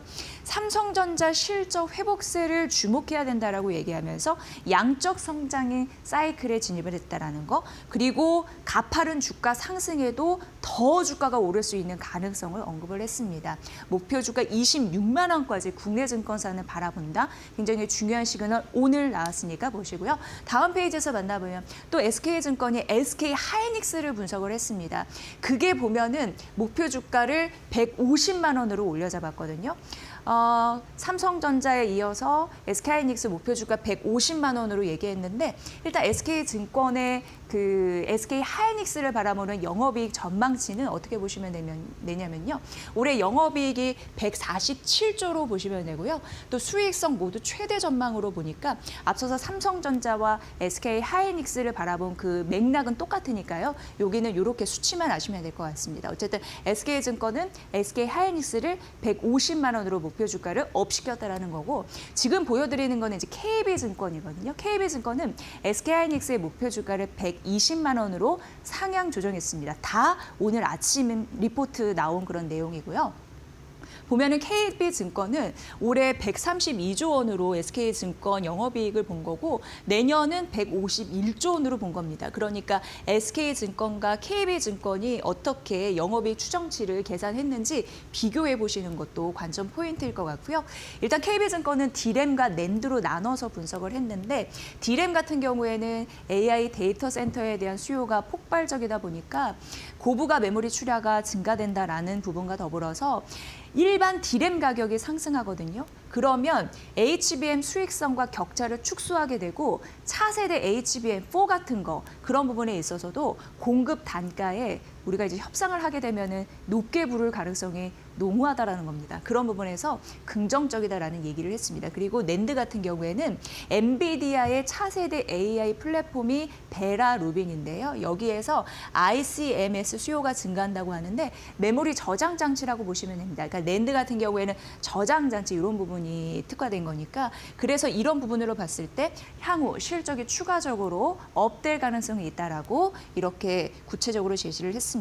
메모리 공급 부족은 역시나 심각한 상황이 이어질 거라고 KB증권에서는 봤는데요. 내년까지 메모리 공급 쪽이 타이트하다 보니까 원하는 만큼 공급을 해줄 수 없다라는 사실 그런 부분이 있고 피지컬 AI나 ICMS, 메모리 저장 장치 이런 부분을 응용해서 확대하는 그 고객의 수요차가 많이 늘고 있다 이런 얘기를 했습니다. 그래서 작년 4분기 영업이익 이제 SK하이닉스 29일 내일이죠. 잠정 실적을 발표하게 되는데 18조 원으로 전망을 했습니다. 내일 수치도 잘 비교 분석해 보셔야 될 것 같고요. 그리고 올해 1분기 영업이익이 24조, 올해 2분기 영업이익은 30조 더 늘 것으로 보이면서 올해 1분기와 그리고 올해 2분기가 1년 사이에 3배 이상 성장하는 그런 부분을 맛볼 것이다라고 KB증권은 언급을 했습니다. KB증권 SK하이닉스 120만 원, SK증권 150만 원 각각 올려서 잡았으니까 이 부분 참고해 보십시오. 그리고 SK스퀘어, SK하이닉스와 짝꿍처럼 그 붙어 다니는 그런 종목이라고 볼 수 있는데 오늘 또 52조 신고가 갔는데요. 이 대신증권에서는 SK스퀘어 최근 가파르게 올랐거든요. 그럼에도 불구하고 쫄지 마라, 더 많이 갈 수 있으니라는 의도의 그 보고서를 내놨습니다. 그러면서 기존 대비 44% 목표 주가를 상향하면서 목표 주가 56만 원 단으로 제시를 했습니다. 자본시장법 잘 아실 거예요. 근데 단일 종목, 이 주식형 펀드에서 한 종목 갖다가 10% 넘지 말라는 그런 규정이 있잖아요. 근데 이미 SK하이닉스는 작년 10월에 시총 비중 10%를 넘었습니다. 그러면서 금투협이 제시한 그런 가격과 현재 실제 시총 간 괴리가 발생하고 있는 상황이고 SK하이닉스는 잘 가다 보니까 역사적인 고점 수준에 와 있다 이런 얘기를 하고 있는데요. 그러다 보니까 SK하이닉스 많이 가다 보니까 그 대안 SK하이닉스 말고 뭘 살까라는 걸 봤을 때 SK스퀘어가 두각을 나타낼 가능성이 있다. 매력이 확산될 가능성이 있다. 이렇게 언급을 했습니다. 그리고 회사 내부적으로도 이런 방침이 있습니다. 순자산 가치 대비해서 할인율 목표를 27년 50% 이하에서 28년 30% 이하로 그러니까 쉽게 얘기해서 주가 재평가 받을 것을 각오하고 열심히 의지를 보여준다. 이렇게 생각하시면 되는데요. 결국 주가가 더 오른다는 얘기 그런 전략이라는 거거든요. 그렇기 때문에 SK하이닉스 고점에 따른 리스크를 조금 생각하신다면 SK스퀘어가 답이다라는 걸 대신증권에서는 얘기했고요. SK스퀘어가 올해 주주 보상 패키지 이런 부분을 더 긍정적으로 바라봤습니다. 2023년에서 작년까지만 하더라도 7,100억 원 누적해서 주주 환원을 했거든요. 그런데 이런 흐름이 이어지고 있습니다. 작년 1,000억 원 자사주 매입해서 소각한 이슈 있고 그리고 작년 11월부터 올해 2월까지 추가적으로 1,000억 정도 추가를 할 거죠. 그리고 내년 이후에도 유사한 수준의 주주 환원 정책이 펼쳐질 가능성이 있어서 이 부분에서도 먹을거리가 있다라고 봤습니다. 대신증권이 SK 하이닉스의 짝꿍 SK 스퀘어를 좋게 본 이유 그리고 목표 주가 56만 원 상향한 이유 여러분도 잘 보시기 바랍니다. 실적이 굉장히 중요합니다. 뉴욕 증시와 연결해서 이 얘기는 할 수 있을 것 같습니다. 일단 뉴욕 증시 보면은 반도체를 위시한 기술주가 랠리를 펼치고 있습니다. 그런데 소비주 같은 경우에는 떨어지는 흐름들이 있습니다. 왜냐하면 미국 경제에 대한 불안이 점점점 고조되고 있거든요. 소비 이런 부분에서 지금 빨간 경고등이 켜졌습니다. 그럼에도 불구하고 주식시장은 아랑곳하지 않고 사상 최고치의 흐름을 보이고 있는데요. 여기 보시면 긍정적인 흐름과 그리고 우려 섞인 흐름 이렇게 반반으로 좀 나눠서 보시면 되거든요. 일단 시장은 AI 혁신에 대한 구조적인 성장을 믿고 있다라는 얘기가 지금 나오고 있습니다. 뭐냐면 AI 혁신을 하면 기업의 마진이 훨씬 올라갈 가능성이 있는데 그에 따라서 장기 생산성이 확대가 되고 그런데 비용은 좀 줄고 이런 흐름에서 긍정적인 패턴을 보일 것이다라는 가능성이 있고요. 그런데 이제 시장 한편으로는 의심을 합니다. 왜냐하면 이게 제품을 사는 소비자의 힘이 있어야 되거든요. 그런데 만에 하나 구매력, 소비력이 약화됐을 때 실적이 깎일 가능성이 있다는 걸 시장 한편에서는 우려합니다. 지금 경기가 굉장히 좋고 반도체 업황이나 뭐 이런 부분이 좋았을 때 재고를 많이 쌓아놓습니다. 그 재고도 가격을 높게 협상해서 팔면 되거든요. 그런데 너무 재고가 많이 남으면 이 부분에 또 할인을 칠 수 있잖아요. 바겐세일 이런 걸 좀 우려한다는 겁니다. 그리고 실제 반도체 칩 가격이 드라마틱하게 올리면서 완제품 가격에 그걸 전가를 하는데 이거에 대한 부담감 때문에 소비자들이 덜 사면 어떡하지? 이런 우려감이 있다라는 겁니다. 그럼에도 불구하고 이런 리스크가 있음에도 불구하고 시장은 당장 실적이 개선되는 종목을 주목하고 있다는 게 최근 그리고 간밤에 뉴욕 증시에서 기술주 랠리 그런데 소비 업종은 하락 이런 차별화 장세에서도 느낄 수 있다는 거였습니다. 장기적으로 봤을 때 수요가 위축될 가능성은 있어도 결론적으로 실적이 개선될 수 있는 AI 관련해서 수요가 탄탄하게 받쳐줄 수 있는 실적 뒷받침되는 종목을 자연스럽게 눈여겨보게 된다라는 부분이니까 앞으로 실적 굉장히 중요한 핫 재료가 되겠습니다. 그래서 보면은 다음 페이지에서 보면은 이런 종목들이 올라갈 수밖에 없는 게 실적을 보여준 종목은 다음번 분기 실적도 좋아질 가능성이 있기 때문입니다. 그래서 대표적으로 LS 일렉트릭을 골라봤고요. 오늘 전반적으로 보면은 굉장히 또 많은 증권사에서 최근 분석을 하고 있는데 유한타증권에서 73만 5천 원으로 목표 주가를 상향했습니다. 그런데 빅테크 수주를 감안해도 이 가이던스는 보수적이다라고 얘기를 했거든요. 일단 4분기 실적은 관세 부담도 있고 일회성 비용을 냈는데도 불구하고 예상치를 상회하는 흐름들 나타났습니다. 여기 LS 일렉트릭이 제일 잘하는 게 강력한 부분이 배전 부분입니다. 근데 우리나라와 해외 쪽에서 수요가 탄탄히 붙고 있는 상황이고요. 대표적으로 초고압 변압기 이 부분을 하나를 팔아도 다른 변압기 대비해서 훨씬 많은 수익을 낼 수가 있는데 이걸 이제 증설하면서 송전 시장에도 적극적으로 대응하고 있는 상황입니다. 게다가 ESS 저장 장치에 따른 가파른 성장도 기대가 되는 국면입니다. 4분기 신규 수주가 1조 5천억 원 정도였는데 여기에 핵심 효자 제품인 초고압 변압기 비중이 절대 다수였을 딱 절반 50% 굉장히 높은 비중이고요. 그걸 상회했고 배전반 이나 뭐 공장의 전기를 잘 흘러가게 하는 거 그리고 GIS라고 해서 초고압 그런 전력을 제어하는 거라고 보시면 되는데 그런 수요가 강세를 보이다 보니까 이렇게 신규 수주가 잘 됐고 그러면서 4분기 수주 잔고도 되게 넉넉한 상황입니다.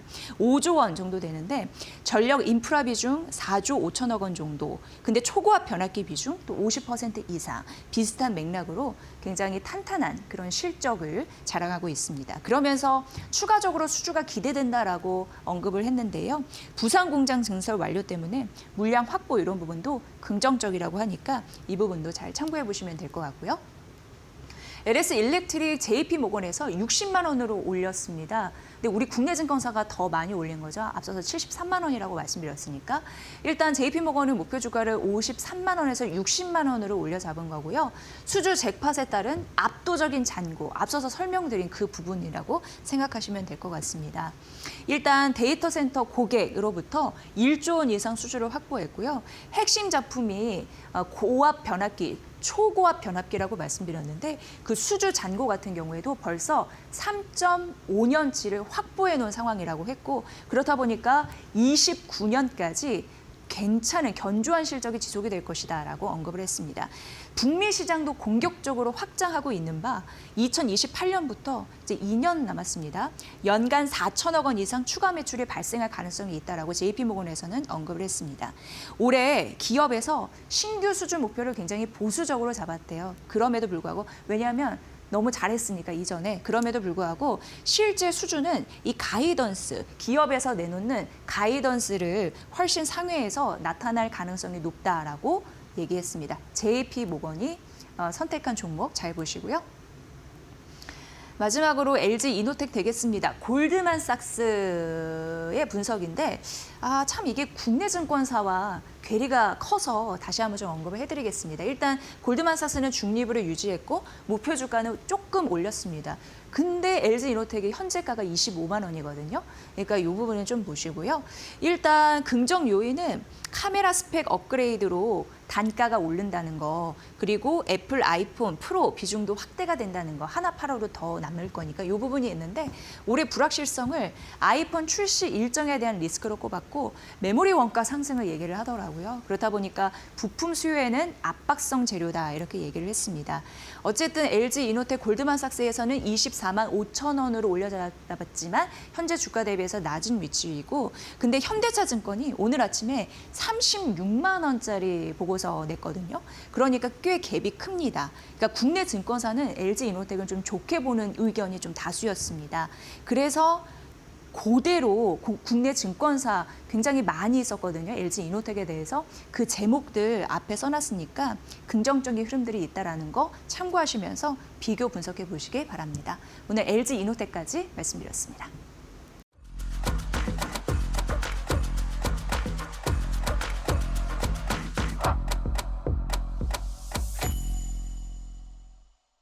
오늘 바쁜 이유는 여기저기서 실적이 발표됐고 우리의 가장 중요한 원투 삼성전자와 SK하이닉스 실적 그런 분석 때문에 바쁘지 않았나라는 생각을 하고요. 일단 SK하이닉스가 약간 일각에서는 삼성전자 김빼기 전략이다 이렇게도 언급을 하던데 어제 실적을 발표했습니다. 그러면서 지금 컨콜이 진행되고 있고 삼성전자가 장중 3%, SK하이닉스가 장중 8% 급등세를 보였다가 컨콜이 진행되는 그런 일련의 시간 과정 속에서 차익 실현 매물이 나오는 흐름들, 이게 주가의 흐름에서 좀 음봉을 보이는 그런 원인이 됐다라는 말씀드리고요. 일단 삼성전자와 SK하이닉스에서 실적이 말해주고 있는 분명한 메시지 전해드리도록 하겠습니다. 일단 삼성전자는 확정 실적이 나는 상황인 거고요. 4분기 영업이익 20조 원을 돌파를 했습니다. 이렇게 된다면 국내 기업 최초입니다. 20조 원을 돌파한 거.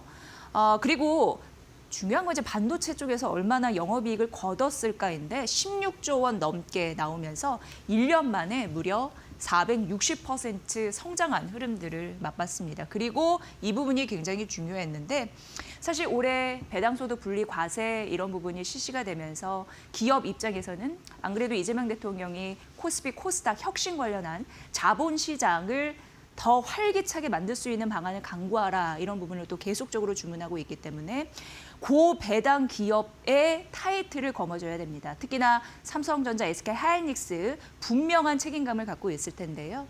그런 의미에서 1조 3천억 원이라는 규모의 특별 배당을 실시하기로 했고 5년 만입니다. 이렇게 되면 540만의 소액 주주들이 세금 혜택을 얻는다 이렇게 보시면 될 것 같고요.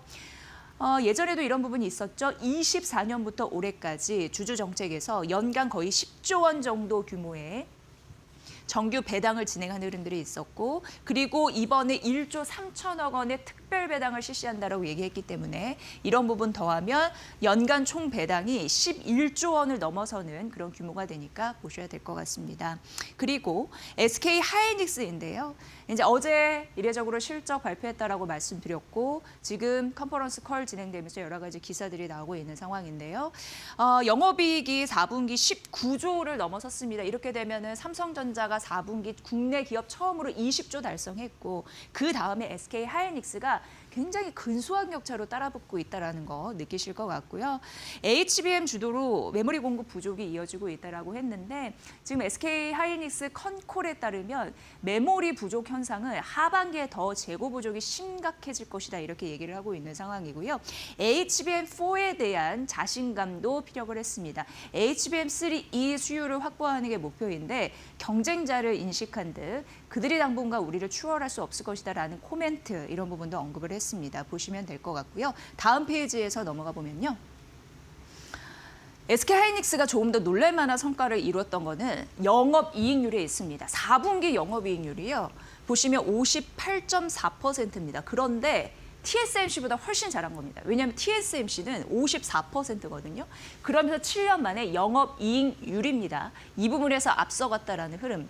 삼성전자는 실적 컨퍼런스 콜에서 조금 더 확인을 해봐야겠지만 그래도 반도체 쪽, 여기는 이제 종합반도체로 뭐 스마트폰하고 또 다른 부분도 뭐 가전도 하고 이러기 때문에 단순 비교는 어렵습니다만 그래도 반도체 영업이익단에서 영업이익률단에서 38% 정도 기록하지 않았겠나 이런 예상은 하게 되는 거고요. 어쨌든 보시면 SK하이닉스가 TSMC의 영업이익률을 제쳤다 7년 만에 굉장히 중요한 거예요. 그러니까 장사를 잘했다라는 얘기이고 시총을 예전에 머니코드에서 한번 비교해드린 바가 있습니다만 TSMC는 2,500조 원 단위고 삼성전자가 985조 원, 약간 차익 실험 나와서 좀 다를 수는 있습니다. SK하이닉스가 한 630조 원 요때인데 우리나라가 이제 영업이익률에서 치고 올라가는 흐름들이 있기 때문에 이 격차를 빠르게 줄였으면 하는 바람 또 담아봅니다. 그러면서 어제 머니코드에서 SK증권이 목표 주가와 올해 영업이익단의 전망치를 삼성전자와 SK하이닉스 모두 대폭 올렸다라는 점을 말씀드렸습니다. 그래서 파격이라는 단어를 붙이기도 했는데 일단 SK증권은 올해 삼성전자가 180조 원 영업이익을 해낼 거고 SK하이닉스는 147조 원을 해낼 것이다라고 하면서 이렇게 되면 합산이 300조 원 이상이 됩니다. 그러면서 삼성전자는 26만 원, 또 SK하이닉스는 150만 원까지 목표 주가를 상향했는데요. 이게 어떻게 보면 장기 공급 계약을 기본으로 해서 이미 수주를 하고 나중에 증설하는 이런 부분으로 간다라는 구조죠. 그래서 예전 같은 진부한 얘기는 하지 마라. 예전의 사이클과는 다른 명부의 새 사이클이 열리고 있다. 이런 얘기를 전해드린 바가 있는데요. 다시 한번 복기차 써놨고요. SK하이닉스 같은 경우에는 순연금이 늘어났습니다. 11조 원이 넘으면서 앞으로 이런 부분 주주환원 정책도 실적 데이터에 따라서 앞으로 더 강화할 것이다라고 컨콜에서 밝힌 바가 있고요. 지금 전반적으로 보면은 자사주 약 12조 2,400억 원 소각 이런 이슈로 나오고 있는데 2월 9일입니다. 이 골드만삭스에서는 목표 주가를 70만 원에서 SK하이닉스 말씀드리는 건데요. 120만 원으로 대폭 상향 조정했다는 거 굉장히 중요할 것 같고요. 맥쿼리 같은 경우에도 140만 원으로 상향 조정했고 JP모건과 UBS가 100만 원 이렇게 제시했거든요. 외국계 증권사가 바라보는 SK하이닉스의 주가 이 부분도 참고해 보시기 바랍니다. 그리고 뉴욕 시장에서 우리가 좀 봐야 할 투자 포인트가 있는데 바로 메타, 테슬라, 마이크로소프트 오늘 빅 이벤트라고 하는 것들이 뉴욕 시장이 정규장 마감하고 이후 이런 종목들이 실적 발표를 하면서 시간의 주가에서 좀 변동성을 보였기 때문입니다. 이 얘기를 좀 해드리면요. 메타가 가장 좋았습니다. 시간의 거래에서 7% 그리고 8%까지 올라가는 흐름들이 있었는데 일단 실적 발표하고서 AI 수익화를 증명했다. 딱 이 타이틀이 붙었습니다. 분기 매출 같은 경우에도 시장 전망치를 웃도는 기록을 했고요. 또 가장 중요했던 건 올해 AI 인프라 투자가 좀 확대됐다 이 부분이 아닐까 싶은데 투자가 1,150억 달러에서 1,350억 달러로 대폭 확대가 됐다라는 부분, 이 부분을 시장이 좀 주목을 했습니다. 테슬라 같은 경우에는 앞으로 시장 전략 짜실 때에도 오늘 여기서 나온 이슈들을 눈여겨보셔야 될 것 같은데요. 일단 테슬라는 사상 첫 연 매출은 감소하는 흐름이 있었습니다만 시간의 거래에서 흔들리지 않았던 이유는 매출 총 이익률 이런 부분이 일부 개선됐다라는 그런 지표를 얻을 수가 있었고요. 에너지 저장 장치 부분이라고 해서 마진율이 괜찮더라고요. 26% 이상 나왔는데 이걸 새로운 수익원이다라고 발표를 했습니다. 그리고 테슬라 같은 경우에 AI 성장의 최대 걸림돌을 명시를 했습니다. 뭐냐면 메모리와 패키징이다라고 했는데 이런 게 신경 쓰이면 앞으로 테슬라가 직접 반도체 팹 공장이나 패키징 공정에 관여하겠다라는 시사도 했다라는 거 굉장히 또 중요할 것 같고요. 옵티머스 로봇에 대한 생산 계획 이런 부분도 확인시켜주는 부분이 있었는데 연내 양산 계획을 재확인시켜줬고요. 로봇 같은 경우에는 1분기 중에 3세대를 공개하겠다라고 얘기를 하면서 연간 최대 100만 대입니다. 이렇게 생산 목표를 좀 강조했습니다. 그리고 로봇 택시에 대해서도 궁금하실 텐데 감독관 없는 그런 로봇 택시 부분은 오스틴에서 이제 서비스가 출시됐고요.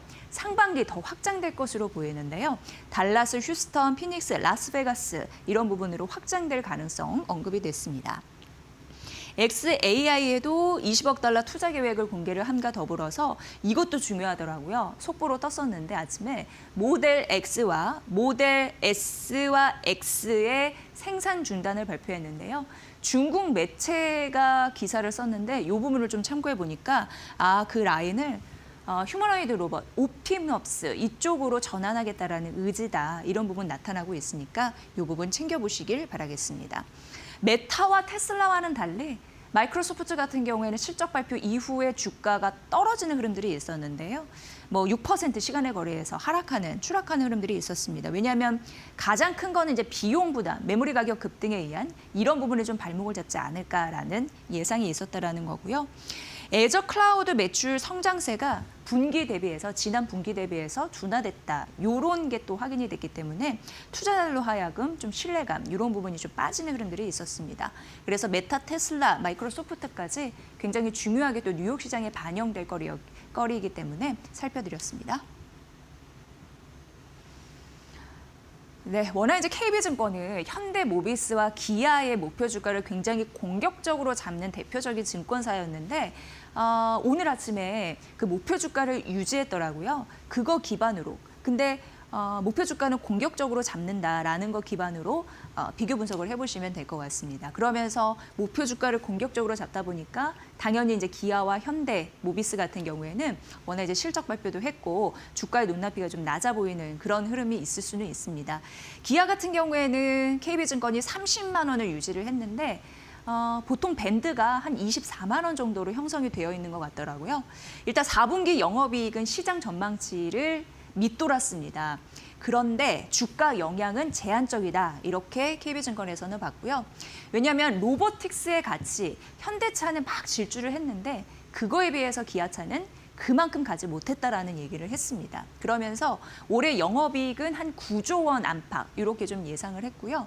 미국 고용 둔화나 또 유럽 전기차 경쟁이 좀 심화된다. 이런 부분에서 앞으로 이제 돌파구를 잘 찾을 수 있을지는 보셔야 될 것 같고요. 네, 한 가지 좀 살펴봐야 될 게 골드만삭스에서 기아를 분석했는데 15만 원 매수 유지하겠다라고 얘기를 했거든요. 그런데 주가 보시면 아시겠지만 기아 같은 경우에는 지금 15만 원대입니다. 그래서 요게 괴리가 좀 있다라는 점 말씀드리고 그 이유를 봤더니 워낙 강세 그리고 유럽 시장 점유율이 하락하고 신차가 과연 잘 팔리겠느냐 이 여부를 좀 걸림돌로 삼더라고요. 그래서 골드만삭스 같은 경우에는 기아를 계속적으로 좀 보수적으로 보지 않나. 왜냐하면 현재 주가가 15만 원이기 때문에 이 부분 좀 비교 분석이 필요한 부분이라서 써놨습니다. 현대모비스는 KB증권이 목표 주가를 75만 원으로 잡으면서 역시나 국내 증권사 목표 주가 상단 밴드 최상위를 기록하고 있는데 오늘 아침에 KB증권이 역시나 목표 주가 유지 보고서를 냈고요. 일단 현대모비스는 휴머노이드 부품 쪽에서 최선호주의다, 탑픽주의다 이런 얘기를 했습니다.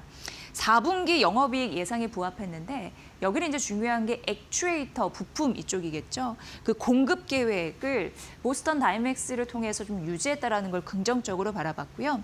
보스턴 다이내믹스 같은 경우에 28년 이미 이런 부분은 재차 확인이 되고 있는데 연간 3만 대 양산 체제를 보이면서 30년까지 가면은 가동률이 확 튀어오를 가능성 이런 부분은 지속적으로 언급이 되고 있습니다. 이미 현대모비스 같은 경우에 액추에이터 기술을 내재화하고 있기 때문에 앞으로 크게 돈 들어갈 일 이런 부분이 다른 경쟁사 대비해서 적다라는 데 초점을 맞췄고요. 그래서 R&D나 설비 투자 부담이 일정 부분 제한될 수 있다라는 얘기를 KB증권에서는 했습니다. 그리고 보스턴 다이내믹스와 다른 분야에 대해서도 협의를 시작했다라고 하는 바 앞으로 긍정적인 얘기가 나올 수 있을지 주목을 해보시면 될 것 같습니다. 그래서 투자 의견도 매수로 유지를 했습니다. 시티에서요. 효성중공업을 커버리지를 개시했습니다.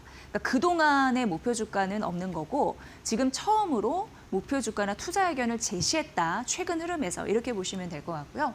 시티가 효성중공업을 목표 주가를 300만 원으로 제시했더라고요. 현재 주가가 한 250만 원 단에서 움직이고 있던데 그 부분 좀 감안해 보시고요. 그러면서 K전력기기에서 HD 현대일렉트릭보다 LS 일렉트릭보다 효성중공업이 더 매력적이다라는 부분을 또 명시를 했습니다. 세 가지의 목표 주가 상향 이유를 밝혔는데 첫 번째는 강력한 수주 이익 이런 부분이었습니다. 그 수주를 보면 중공업에서 한 11조 넘게 나올 것으로 보이는데 이게 작년 3년 말이었거든요. 이게 어떻게 보면 2024년 매출의 3배 이상 되는 거니까 이쪽에서 든든하게 해주고 있다. 이렇게 나오고 있는 거고요. 왜냐하면 HD 현대일렉트릭이 3.1배고 LS 일렉트릭이 1.5배인데 여기가 3.6배이기 때문에 훨씬 이런 쪽에서는 매출단에서 긍정적이다. 수주단에서 이렇게 얘기가 되고 있는 거고요. 워낙 효성중공업은 초고압, 송전 이런 부분에서 강력한 모멘텀을 갖고 있다라고 얘기를 했고요. 그리고 이제 신재생이나 데이터 센터 이런 부분 말고 대형, 전통, 유틸리티사 이런 부분이 고객사이기 때문에 이걸 강점으로 제시를 했습니다. 미국의 유명한 유틸리티 기업인 AEP 이런 부분과도 전력망 구축 패키지 수주에 성공을 했습니다. 그렇기 때문에 미국 입지는 날로 확장되고 있다. 이 부분을 또 얘기를 했고요. 두 번째는 압도적인 이익 성장률을 제시를 했는데 여기가 24년도에서 27년도 내년까지죠. 연평균 성장률 64% 데이터를 제시를 했습니다. 근데 경쟁사는 30% 정도이거든요. 그런데 64% 거의 더블입니다. 더블이기 때문에 이런 부분으로 압도적이라는 그런 제시를 했고요. 올해 1분기부터 고객사의 그 관세 비용을 전가할 수 있다고 합니다. 그래서 K전력기기는 갑 중에 또 갑이다라는 얘기를 하고 있습니다. 아무리 관세가 많이 터지더라도 이게 제품 가격에 전가가 가능하니까 상대 고객사에게 이걸 전가시킬 수 있는 거죠. 그렇기 때문에 긍정적이라고 봤고 중공업 부분, 이 수주 부분도 긍정적인데 그 부분에서 가파른 성장세를 보이면서 건설 부분에 리스크가 있다 하더라도 그를 상쇄할 수 있다라고 언급을 했습니다. 경쟁사 대비 밸류는 여전히 한국 기업으로 보나 글로벌 경쟁 기업으로 보나 저평가되어 있다라고 한 바. 그래서 목표주가 300만 원으로 새롭게 커버리지를 제시한 듯하고요. 앞으로 공격적으로 캐파 증설 계획도 발표를 했는데 향후 3년간 생산 능력을 85%나 확대하겠다라는 부분이 있었고요. 이게 거의 3조 4천억 원 규모가 됩니다. 그리고 한국 공장 증설 내년 7월에 이게 창원 이게 좀 완료가 되고요. 그리고 올해 상반기에도 GIS 공장 증설 이슈 있습니다. 미국 멤피스 같은 경우에도 2028년까지 2년 남았는데 생산 능력을 50% 이상 확대를 합니다. 그런데 미국 내에서 보면 유일하게 초고압 변압기를 생산할 수 있는 거점이기 때문에 이게 차별화된 경쟁력으로 부각받을 수 있음을 말씀드리고요. 이 밖에도 중국과 인도, 공장, 이 증설에 대한 그런 기대감이 있습니다. 글로벌 수요 증가에 대응하기 위한 발빠른 전략 잘하고 있다라는 데에 점수를 줬으니까 시티의 효성중공업 목표주가 300만 원 이유 잘 파악해 보시면 될 것 같습니다. 엑세트랙 I, 오늘 시장이 고점 치고 차익 실현 매물이 나오고 있는 와중에도 흔들리지 않는 그래도 상대적으로 편안함을 보이고 있는 상황인데요. 여기가 위성개발 전문 기업입니다. 그런데 또 다른 비즈니스 모델을 업었으니 이게 굉장히 긍정적으로 파악을 하는 것 같더라고요. 상상인 증권에서 목표가를 20만 원으로 상향했습니다. 오늘 한 9% 뛰는데도 한 15만 원까지 갔는데 추가 한 5만 원 정도 더 여력이 있다라고 하는 거고요. 지금 14% 넘는 급등세를 또 보이고 있다라고 하네요. 근데 올해 YTD 한 해 수익률이 시장 대비해서 훨씬 웃도는 흐름들이 나타났고 오늘 기준만 빼더라도 100%가 넘는 세트랙 I 얘기입니다. 이 얘기가 나오고 있는데 중요한 게 스페이스 IT라는 겁니다. 이게 4분기부터 영상 판매 실적이 반영됐다고 하는데 이제 위성 영상 이쪽으로 새 비즈니스 모델을 만들면서 여기에서 엄청난 돈을 벌 수 있다는 가능성에 베팅을 하는 듯합니다. 4분기 영업이익은 48억 원으로 1년 사이에 300% 늘 것이다라는 가능성이 언급이 되고 있는데 이게 위성 영상이라고 말씀드렸잖아요. 그 매출액 같은 경우에도 120%가 늘 가능성이 언급이 됐습니다. 그리고 스페이스 IT 같은 경우에 신규 계약을 할 가능성도 크다라고 상상인증권에서는 봤는데 관측할 수 있는 타깃 국가가 유럽, 중동, 아시아, 남미 이런 부분이 되겠고 유럽 계약, 그때 이제 통 크게 했으니까 그런 대형 프로젝트 이런 부분만 최대 2건 이렇게 추가적으로 나올 가능성이 있는데 이게 또 성사가 된다면 외형 성장과 더불어서 수익성을 끌어올릴 수 있는 그런 든든한 동력이 될 수 있다라고 언급을 했습니다. 올해 영업이익은 1년 사이 한 90% 성장한 208억 원까지 올라갈 가능성 언급을 했고요. 위성 사업 본격화 이런 이슈도 더해지고 있는 상황이니까 잘 보시면 될 것 같습니다. 영상 판매 이런 부분으로도 앞으로 눈여겨보시면 될 것 같습니다. 그리고 LG생활건강인데 실적을 보니까 머리가 아프실만 합니다. 그리고 이제 JP모건에서도 목표 주가를 또 내렸더라고요. 기존은 19만 원인데 18만 원으로 내려잡았고 역시나 비중 축소하겠다, 그걸 유지하겠다라고 언급을 했습니다. 4분기 영업 손실이 730억 원 가까이 나왔는데 이게 어떻게 보면은 JP모건에서는 한 30억 원 흑자 낼 것이다라고 예상을 했었고 시장은 더 올려잡았었거든요. 시장 컨센은 240억 원 정도 흑자였는데 이 영업 손실이 730억 원 정도 나오다 보니까 거의 뭐 충격 이렇게 좀 생각하시면 되고요. 뷰티 부분에서 못했더라고요. 그러니까 면세점, 중국 사업의 구조조정 비용이 많이 들었고 일회성 비용 이 부분이 많이 나갔다고 하는데 그러니까 사람들 정리한 비용이죠. 명예퇴직 비용 이런 부분으로 일시적으로 많이 나갔다고 합니다. 그리고 더 좀 충격적인 건 단기 순손실이 2,500억 원이 지금 넘어가고 있습니다. 마이너스 2,500억 원입니다. 이런 부분이 또 뒷받침되고 있는 것 같고요. 뭐 기업에서는 이런 얘기를 합니다. 올해 상반기에 면세점 구조조정을 좀 마무리하고 중국 사업에 좀 활로를 찾고 있나 봐요. 2분기부터 흑자 전환이 가능하다고 하는데 JP모건에서는 목표 주가 내리면서 중국 사업이 정말 2분기부터 흑자 전환될지는 두고 볼 일이다. 이렇게 또 명시를 했거든요. 앞으로 여러분도 LG생활건강 어두운 터널에 있는데 이걸 빠져나올 수 있는 요인이 이게 될 수 있을지 중국 사업 이 부분을 좀 면밀히 살펴보셔야 될 것 같습니다. 오늘은 이제 실적단에서 살펴봤고 앞으로 더 갈 수 있는 종목들 왜냐하면 이제 효성중공업이다 이런 종목들은 52주 신고가 같기 때문에 더 튀어올릴 수 있는 가능성이 있는지 이렇게 스토리텔링을 짜봤습니다.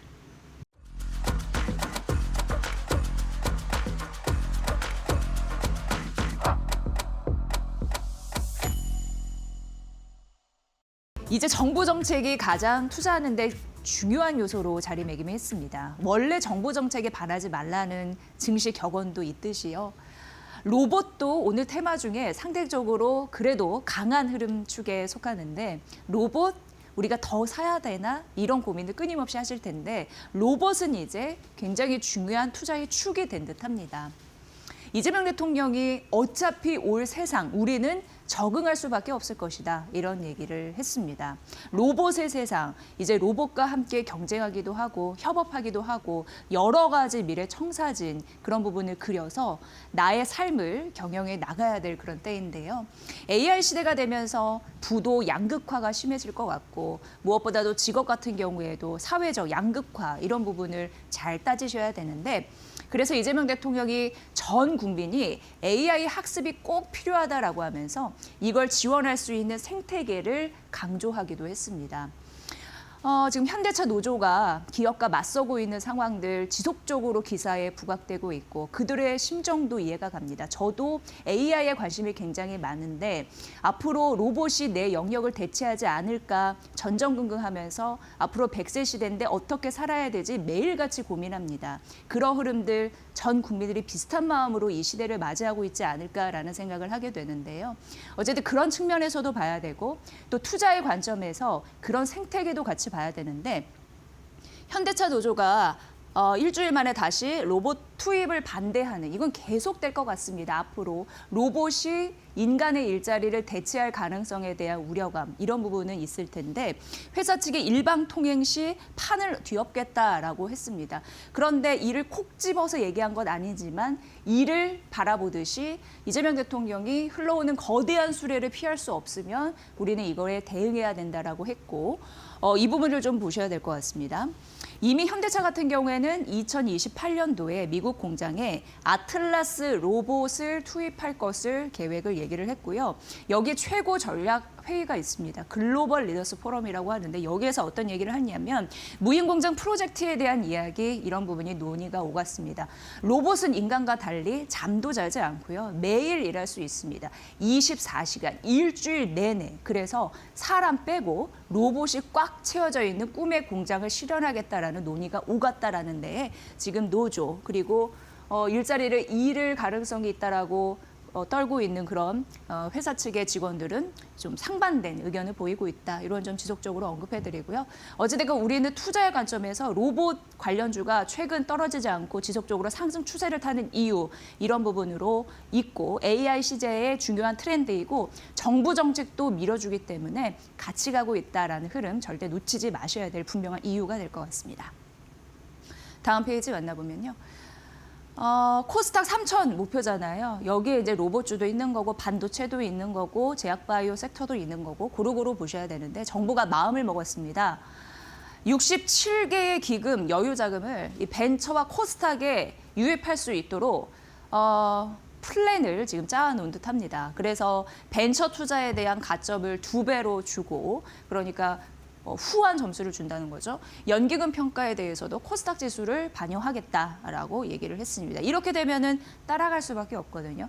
연기금이 최근에 저희 이데일리 TV 나와서 연기금 관련한 관계자가 인터뷰를 하기도 했지만 이제 1,400조 원 기금 운용의 시대가 열렸습니다. 그러면서 벤처와 코스닥 관련해서 여기에 이제 인센티브를 강하게 때려줄 것으로 예상이 되니까 좋게 얘기해서 투입될 것으로 예상이 되니까 정책 방향성을 이쪽으로 할 수밖에 없는 시대가 열리고 있다는 걸 말씀드리고요. 지금 67개 기금을 봤을 때 중장기 자산이 1,183조 원 중 지금 벤처 투자는 아주 극히 소수 비중입니다. 3조 원밖에 안 돼서 여길 좀 늘릴 가능성이 있고 연기금 같은 경우에도 코스닥 투자가 한 6조 원이 안 되는데 또 국내 주식 투자 비중에 코스닥이 3% 조금 안 되기 때문에 4% 조금 안 되기 때문에 이런 흐름들도 앞으로 달라지지 않을까. 결국 코스닥 3,000을 목표로 잡고 여기로 가기 위해서 지수에 투자하시는 분도 많은데 당연한 그런 흐름으로 가는 건가 이런 생각은 하게 되고요. 그리고 무엇보다도 좀비 기업 이런 부분을 싹 다 없애겠다 이런 또 강력한 의지는 갖고 있는 것 같습니다. 근데 이건 좀 보셔야 될 것 같고요. 세제 지원이나 거래소 개편 이런 부분으로 칼질을 하지 않을까라는 생각이 드는데 거래소 개혁에 대한 의지 있으니까 이런 부분도 저희가 중요한 거 나오면 머니코드에서 설명을 해드리겠습니다. 그리고 이제 중요한 부분이 테슬라를 좀 설명을 해드려야 될 것 같거든요. 그래서 전과 후의 모습에 대한 언급을 좀 드리겠습니다. JP모건이 테슬라의 목표 주가를 떨어뜨렸거든요. 근데 그 이유를 좀 살펴보도록 하겠습니다. 4분기 실적이 매출이나 영업이익 단위나 좀 역성장한 흐름들이 나타났습니다. 왜냐하면 차량 라인업도 축소가 됐고 신차 이런 부분도 부재했기 때문에 이런 부분을 반영해서 4분기 실적이 역성장되면서 아무래도 목표 주가를 좀 떨어뜨린 흐름들이 JP모건에서 테슬라를 향해서 좀 있었는데 M7 여러분 잘 아시죠? 평균 매출과 비교해 봤을 때 좀 많이 차이가 나더라고요. 그러니까 M7 같은 경우에는 평균 매출이 26% 성장을 했습니다만 테슬라는 3%로 역성장하면서 좀 차별화가 됐다라는 흐름들 말씀드리고 그럼에도 불구하고 테슬라 같은 경우에는 경쟁사 대비해서 굉장히 주가가 높은 흐름들, 밸류에 대한 부담이 좀 과도하다 이렇게 JP모건은 설명을 했습니다. 그리고 문제는 앞으로 돈을 투자할 때 지속적으로 이런 부분을 꼼꼼히 점검을 해보셔야 될 텐데 캐펙스, 그러니까 설비 투자에 대한 비용이 엄청나게 높아지고 있다라는 데 부담을 느끼고 있다라고 JP모건은 얘기를 하고 있습니다. 이게 어떻게 보면은 전년이 85억 달러였는데 많이 올랐더라고요. 200억 달러를 상회하니까 정말 투자를 많이 하고 있는데 과연 돈을 잘 벌 수 있을까라는 의구심이 생긴다라고 JP모건은 얘기를 하고 있는 거고요. 테슬라 입장은 이렇습니다. 리튬 정제소, 그리고 LFP 공장, 사이버캡, 세미트랙, 메가팩토리, 옵티머스 공장 6개 시설에 투자를 하게 돼 사실 이러한 요소들이 모여서 그동안에 테슬라의 주가를 올린 흐름들이 있었는데 여기에 목적 자금으로 쓰겠다라는 의지 알겠는데 JP모건에서는 뭐라고 얘기하냐면 사이버캡의 규제 불확실성도 있고 세미 양산 지원도 되고 그리고 어제 머니코드에서 말씀드렸지만 모델 S와 X를 단종시키겠다라고 얘기했습니다. 그러면서 중국 매체에서 이거를 로봇 그런 기술로 좀 라인을 전환하는 그런 흐름들이 또 보도가 분석된 보도가 나오기도 했었는데 그런 부분으로 봤을 때 과연 투자가 타당한지 의문이 생긴다라는 게 JP모건 분석가의 그 의미였고요. 결과적으로 봤을 때 굉장히 공격적으로 지출을 하면서 뭐랄까요? 불투명한 성장 이런 부분에 대해서는 지속적으로 브레이크를 걸고 있는 분석 기관의 모습들이 1년 내에 나오고 있는 상황입니다. 그래서 올해 차량 인도량 성장률 같은 경우에도 전망치가 10에서 5%로 낮아졌고요. 올해부터 이제 내년까지 현금 창출 능력을 얘기하는 거거든요. 이런 부분도 좀 어려울 것이다라고 전망을 하고 있고요. 그리고 문제는 XAI 에 투자금이 또 들 것으로 보입니다. 20억 달러. 그러면서 유상증자들, 왜냐하면 기업은 자금 조달이 굉장히 중요하잖아요. 그래서 유상증자 이런 부분으로 또 자금 조달을 하지 않을까? 그러면 주주 가치가 좀 희석되지 않을까라는 우려를 했습니다. 이런 부분이 있으면서 장중에는 떨어졌습니다. 그런데 반전이 있습니다. 시간의 거래에서 올랐습니다. 지금 시간의 거래에서 한 3% 안 되게 올랐지만 어쨌든 3% 올라가는 흐름들이 나타나고 있는데 블룸버그 통신의 보도가 있었거든요. 뭐라고 얘기를 했냐면 스페이스X에서 테슬라 혹은 XA와 합병을 검토 중이다라는 분석 기사가 났습니다. 이거는 일부 투자자들의 강력한 요청에 의해서 이렇게 되지 않겠느냐라는 기사였고요. 테슬라 통합 논의가 구체화된 그런 흐름입니다. 그러니까 스페이스X IPO를 앞두고 기업 가치를 극대화하기 위한 전략 이런 부분으로도 생각해 볼 수 있는데 결국 우주 스페이스X입니다. 그리고 로봇과 모빌리티 테슬라입니다.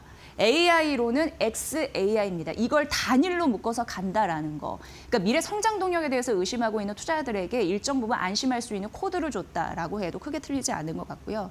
그렇다 보니까 전기차 성장, 둔화 이런 부분에 대해서 우려감이 있었고 그러나 그것을 신성장 동력으로 덮어버리려고 하는 전략들 이런 부분에서 나오고 있다라는 부분이고요.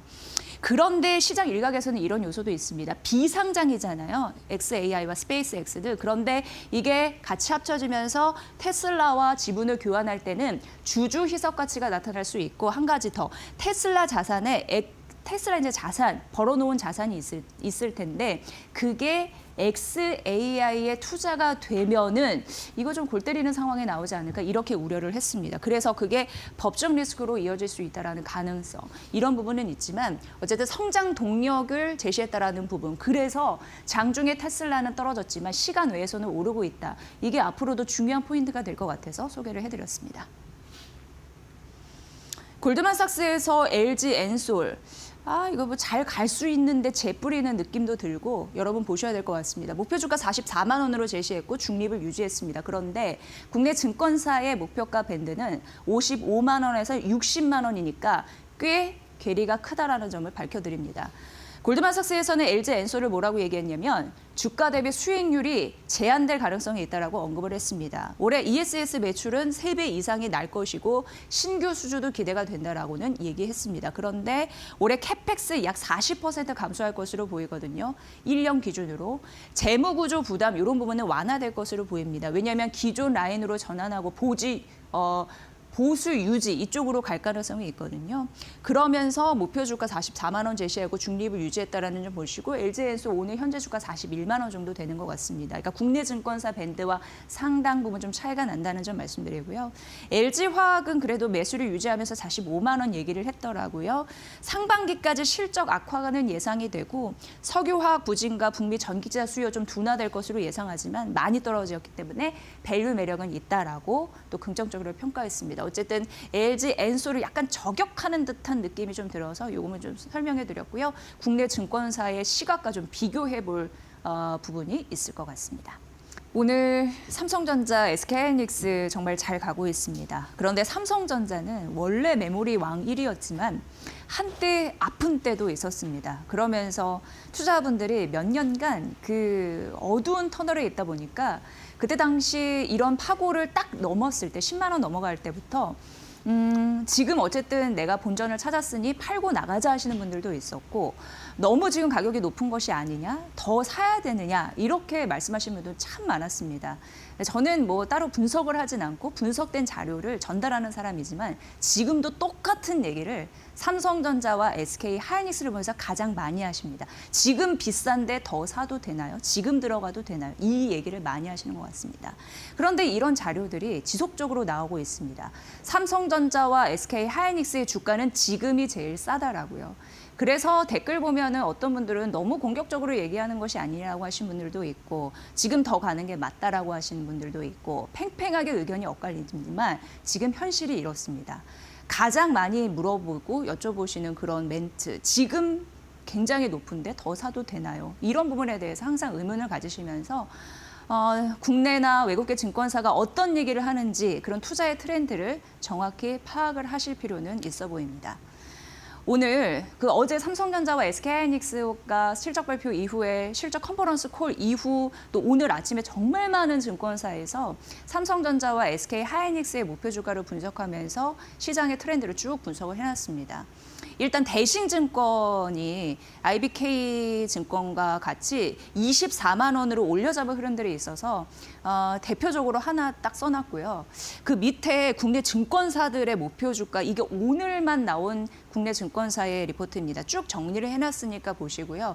제가 들어오기 전에 조금 더 서치를 해보니까 미래에셋증권이 24만 7천 원으로 올려잡았고 다월투자증권이 24만 5천 원으로 또 하나 냈더라고요. 이 부분도 참고해서 보시면 될 것 같고요. 일단 대신증권에서는 삼성전자 올해 영업이익 전망을 150조에서 20조 원 위로 올렸습니다. 170조로 올렸는데요. 이게 KB증권과 동일한 그런 영업이익 전망치이다 이렇게 보시면 될 것 같고요.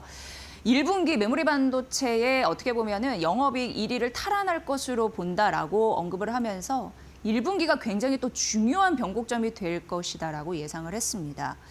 대신증권에서 의미 있게 바라본 메시지가 있었습니다. 실적 발표에 숨은 두 가지 메시지라고 해서 첫 번째는 HBM 사업의 경쟁력 확대가 되겠습니다. 주요 고객사양 HBM4 이것으로 삼성전자는 승부를 보겠다라고 해서 얘기를 했잖아요. HBM3에서 SK하이닉스에 절대적으로 밀릴 때 그래서 이 부분을 보셔야 되는데 12단 제품 인증에 있어서 가장 먼저 완료가 될 가능성이 있다. 2월 말 양산 출하 대기 중입니다. 근데 그런 부분을 대신증권이 언급을 해줬고요. 고객사에서도 추가적으로 물량이 현재 쇄도가 하고 있다라고 얘기하면서 어제 이주환 박사님하고 마켓나우 2부에서 대담을 했지만 삼성전자와 SK하이닉스 단에서 삼성전자의 수율이 굉장히 중요하다라는 말씀을 한 게 기억이 나는데 이 수율이 조기적으로 개선됐을 때 점유율이 확 튈 가능성에 대해서 언급을 했습니다. 결국 대신증권 역시 HBM4에 대해 긍정적으로 발언을 하고 있다는 거 우리가 체크해 볼 수 있고요. 실적 시즌에 숨겨진 두 번째 메시지는 올해 메모리 반도체의 설비 투자가 늘고 있다는 점에서 확인해 볼 수가 있습니다. 삼성전자가 그냥 물량을 늘리는 것이 아니라 정말 팔릴 수 있는 메모리를 만들어서 파는 굉장히 똑똑한 전략을 구가하고 있다는 얘기였는데 대표적으로 LTA라고 해서 장기적으로 공급하는 거. 왜 단기적으로 먹거리 끝나고 치워버리면은 소용이 없잖아요. 장기적으로 공급을 하는 거, 계약을 하는 거, 그리고 미리 돈 받고 나중에 물량 대주는 거, 돈을 받아야지 든든하니까 그런 전략을 추진하고 있습니다. 그래서 이게 결과적으로 중장기적으로 수급이 안정될 가능성이 굉장히 크다라고 언급을 하고 있고요. 지금 차세대 R&D 연구 개발 강화하고 있고 유연하게 생산 체계를 구축하면서 플러스 마이너스에서 그 부분을 좀 대응하고 있다라는 걸 긍정적으로 보면서 질적인 도약을 언급을 했습니다. CLSA 외국계 증권사 22만 원에서 26만 원으로 올려잡았고요. JP모건 24만 원. 부분을 제시했다라는 점과 더불어서 국내 증권사의 목표주가 꼭 확인해 보시길 바라겠습니다. SK 하이닉스 보면요. 메리츠 증권이 145만 원으로 가장 공격적으로 목표 주가를 제시한 곳이고 그 외에 오늘 아침 나온 증권사의 리포트 목표 주가 제시했으니까 다 증권사마다 목표 주가를 제시한 거거든요. 이 부분 참고해 보시고요. 메리츠증권에서는 진성 수요만으로도 이 정도다라고 얘기하면서 앞으로 추가적으로 고객사가 늘면 어떨까라는 생각을 해보라라는 의미에서 이 리포트를 쓴 것 같습니다. 일단 SK하이닉스는 영업이익이 1분기 27조 원 넘을 것으로 예상이 되고요. 2분기 더 늘어납니다. 35조 원 이상 나올 것으로 예상하면서 사상 최대치를 경신할 것이다라고 봤습니다. 올해 영업이익 단에서 141조고요. 내년은 164조 원으로 추정을 했습니다. 그러면서 메모리 사이클이 구조적으로 개선되고 있다라고 얘기를 했고 이 부분도 중요한데 스마트폰이나 PC는 개인과 거래를 하는 거잖아요. 그런데 단위가 큰 규모의 경제가 있는 기업과 거래하게 생겼습니다. 앞으로 더 이런 흐름들이 이어질 거고 AI 데이터 센터 중심이 되면서 이런 부분으로 메모리 수요가 급증했으니까 이런 흐름들이 구조적으로 앞으로도 이어나갈 가능성이 크다라고 언급을 했습니다. CLSA에서는 목표 주가를 106만 원에서 125만 원으로 올려잡았었고요. JP모건 125만 원으로 제시했고요. 메리츠증권 가장 상단 145만 원 올려잡았다라는 점 다시 한번 강조해드립니다. 네, 이렇다 보니까 AI 산업에서 우리는 어떤 종목을 골라서 수익을 낼 수 있을까 끊임없이 고민해야 되는 상황이고 이제는 옥석 가리기가 굉장히 중요하다라는 걸 보여주는 시그널이 지속적으로 나오고 있습니다. 간밤에 뉴욕 시장의 흐름들 비추어서 삼성전자, SK하이닉스가 왜 지금 돈을 벌고 있는지 그 흐름까지 좀 보시면 될 것 같은데요. 일단 샌디스크가 시간의 주가가 여기는 13%라고 적혀 있는데 제가 방금 검색을 해보니까 17%까지 급등을 하고 있습니다. 시간 외 거래 주가가 17% 급등을 하고 있는데요. 실적 잘 나왔습니다. 매출이 예상 대비해서 2배 이상 상회하게 나왔고 그러면서 가격 협상력에 우위가 있다라는 거고 올해 낸드에서 최대 시장을 맛볼 것이다 이런 분석들이 나오고 있습니다. 그런데 대비되는 부분이 마이크로소프트입니다. 마이크로소프트 같은 경우는 10% 넘게 급락했습니다. 굉장히 오래간만에 이렇게 큰 폭으로 떨어진 거거든요. 근데 반도체 칩 가격이 급등하면서 비용 부담에 대한 우려 때문에 이렇게 주가를 깎아먹었습니다. 그런데 더 문제는 대규모로 자본 지출, 앞으로 쓸 돈이 너무 많은데 과연 이것을 수익성으로 보답할 수 있겠느냐에 대해서 시장이 강하게 의문을 제기하고 있다는 부분 때문에 투자 심리가 굉장히 악화됐다라고 말씀드릴 수 있고요. 반면에 메타 같은 경우에는 완전 반대로 10% 이상 급등했습니다. 이유는 AI 투자 수익으로 연결시켰다는 신호를 줬거든요. 그래서 전년 대비해서 24% 매출도 성장했고 AI 과잉 투자로 돈 못 버는 거 아닌가에 대한 우려를 불식시켰기 때문에 완전히 마이크로소프트와 메타는 다른 방향으로 투자자들의 신뢰와 그리고 선호를 얻었다 이렇게 보시면 될 것 같습니다. 이걸 보면 지금 시장은 실적도 중요한데요. 비용 증가 부분, 캐펙스, 설비 투자 많이 하면 뭐해? 이거에 대한 돈을 벌어야 된다라는 인식 굉장히 크게 있고 수익 불확실성에 대한 기업은 매몰차게 버리는 흐름들이 현재 나타나고 있습니다. 그런데 여기에서 반도체주는 그래도 절대적으로 수익을 낼 수 있는 가능성이 다른 기업보다는 높기 때문에 반도체주는 그래도 지속적으로 매수의 힘이 붙고 있다는 게 중요한 골자가 될 것 같습니다. 예를 들어서 서비스나우 대표적인 소프트웨어 기업입니다. 이거는 추락했거든요. 거의 10% 가깝게 떨어졌는데 AI가 이거를 대체할 수 있다라고 생각하는 듯 합니다. 그래서 주가 차별화 현상이 나타난 건데요. 결국 이런 흐름들을 보면 AI 불안한 시대이긴 하지만 결국 승자는 돈 버는 기업이다. 그래서 현재는 반도체 투자가 답이다. 이런 얘기들이 지속적으로 나오고 있습니다. 그런데 단기적으로는 반도체 기업이긴 하나 추가적으로 AI와 융합하는 소프트웨어 기술들 이런 부분이 잘 평가됐을 땐 소프트웨어 기업들, 서비스 기업 같은 경우에도 다시 재평가받을 가능성은 있다라고 보여집니다. 그런데 그건 장기적이기 때문에 단기적은 반도체 기업이라는 거 이런 분석이 나온다는 거 꼭 기억하시면 될 것 같습니다. 골드만삭스에서 K 게임주에 대해서 게임에 대해서 언급을 했는데 이 부분은 좀 보셔야 될 것 같습니다. 이거 약간 잘못된 표인데요. 일단 NC소프트부터 말씀드릴게요. 매수에서 중립으로 약간 낮췄습니다. 이유는 가시적 파이프라인의 부재 이런 부분 때문에 신중한 접근이 필요하다라는 부분이었고요. 넷마블은 5만 5천 원으로 중립을 유지했습니다. 구조적인 불확실성 때문입니다. 펄 어비스, 오늘 근데 펄 어비스 뭐 날아가더라고요. 지속적으로 좋은 흐름을 보이고 있는데 왠지 이 코스닥에 대한 그런 느낌 때문일까 이런 생각은 드는데 어쨌든 골드만삭스에서는 3만 원이라고 하면서 매도를 유지했습니다. 그 부분에 대해서 언급했으니까 좀 보시고요. 결국 이제 골드만삭스는 크래프톤과 NC소프트를 긍정적으로 바라본 거거든요. 근데 크래프톤은 52만 원입니다. 긍정적 흐름도 여기 써놨고 NC소프트 30만 원. 어쨌든 매수 유지해야 되는 다른 건 이제 투자 의견이 밑으로 내려갔으니까 그리고 목표 주가나 이런 부분 좀 참고해 보시면 될 것 같습니다. 결국 크래프톤 하나만 얘기해드리면 PC와 모바일 트래픽 이런 부분이 회복될 가능성이 있고 스스로 이제 콘텐츠 만드는 거 그런 부분에서 긍정적이고 그리고 모바일 출시 가치 이런 부분도 함께 그리고 인수한 그런 그 콘텐츠 이런 부분도 긍정적이다라는 데에 높은 점수를 매기고 있는 것 같았습니다. 크래프톤 앞으로 좀 주의 있게 보시면 될 것 같습니다. 포스코 퓨처엠 이 부분 보셔야 되는데 JP모건에서 앞서서 이제 골드만삭스에서 LG 엔소를 중립으로 유지한 이유에 대해서 말씀드렸잖아요. 이게 이제 국내 증권사와 좀 괴리가 있다, 목표 주가 괴리가 있다라고 하는데 이것도 마찬가지입니다. JP모건은 포스코 퓨처엠의 목표 주가를 10만 원에서 13만 원을 올렸는데 비중 축소는 유지했거든요. 근데 지금 주가 보시면 너무나 좀 웃긴 게 지금 포스코 퓨처엠의 주가가 한 23만 원 정도 될 거거든요. 그러니까 굉장히 뭐 목표 주가 올려도 장난하는 건가 이런 생각이 들고요. 이제 4분기는 실적이 부진해서 일단 리스크는 좀 있습니다. 그런데 이제 JP모건이 이렇게 얘기를 하는 이유가 성장이 좀 불투명하다라는 얘기를 하고 있습니다. 그래서 GM량 판매 의존도 이런 부분도 높다는 게 부담스럽고 전기차 수요 회복 시점도 불확실하고 이런 얘기를 했습니다. 음극재 반등 기회는 좀 주목해 보시면 될 것 같은데요. 3월에 미국 정부에서 중국산 음극재 반덤핑 관세를 이제 결정하게 되는데 이렇게 된다면 미국 향 매출 반등 가능성은 있거든요. 이런 부분 보시고요.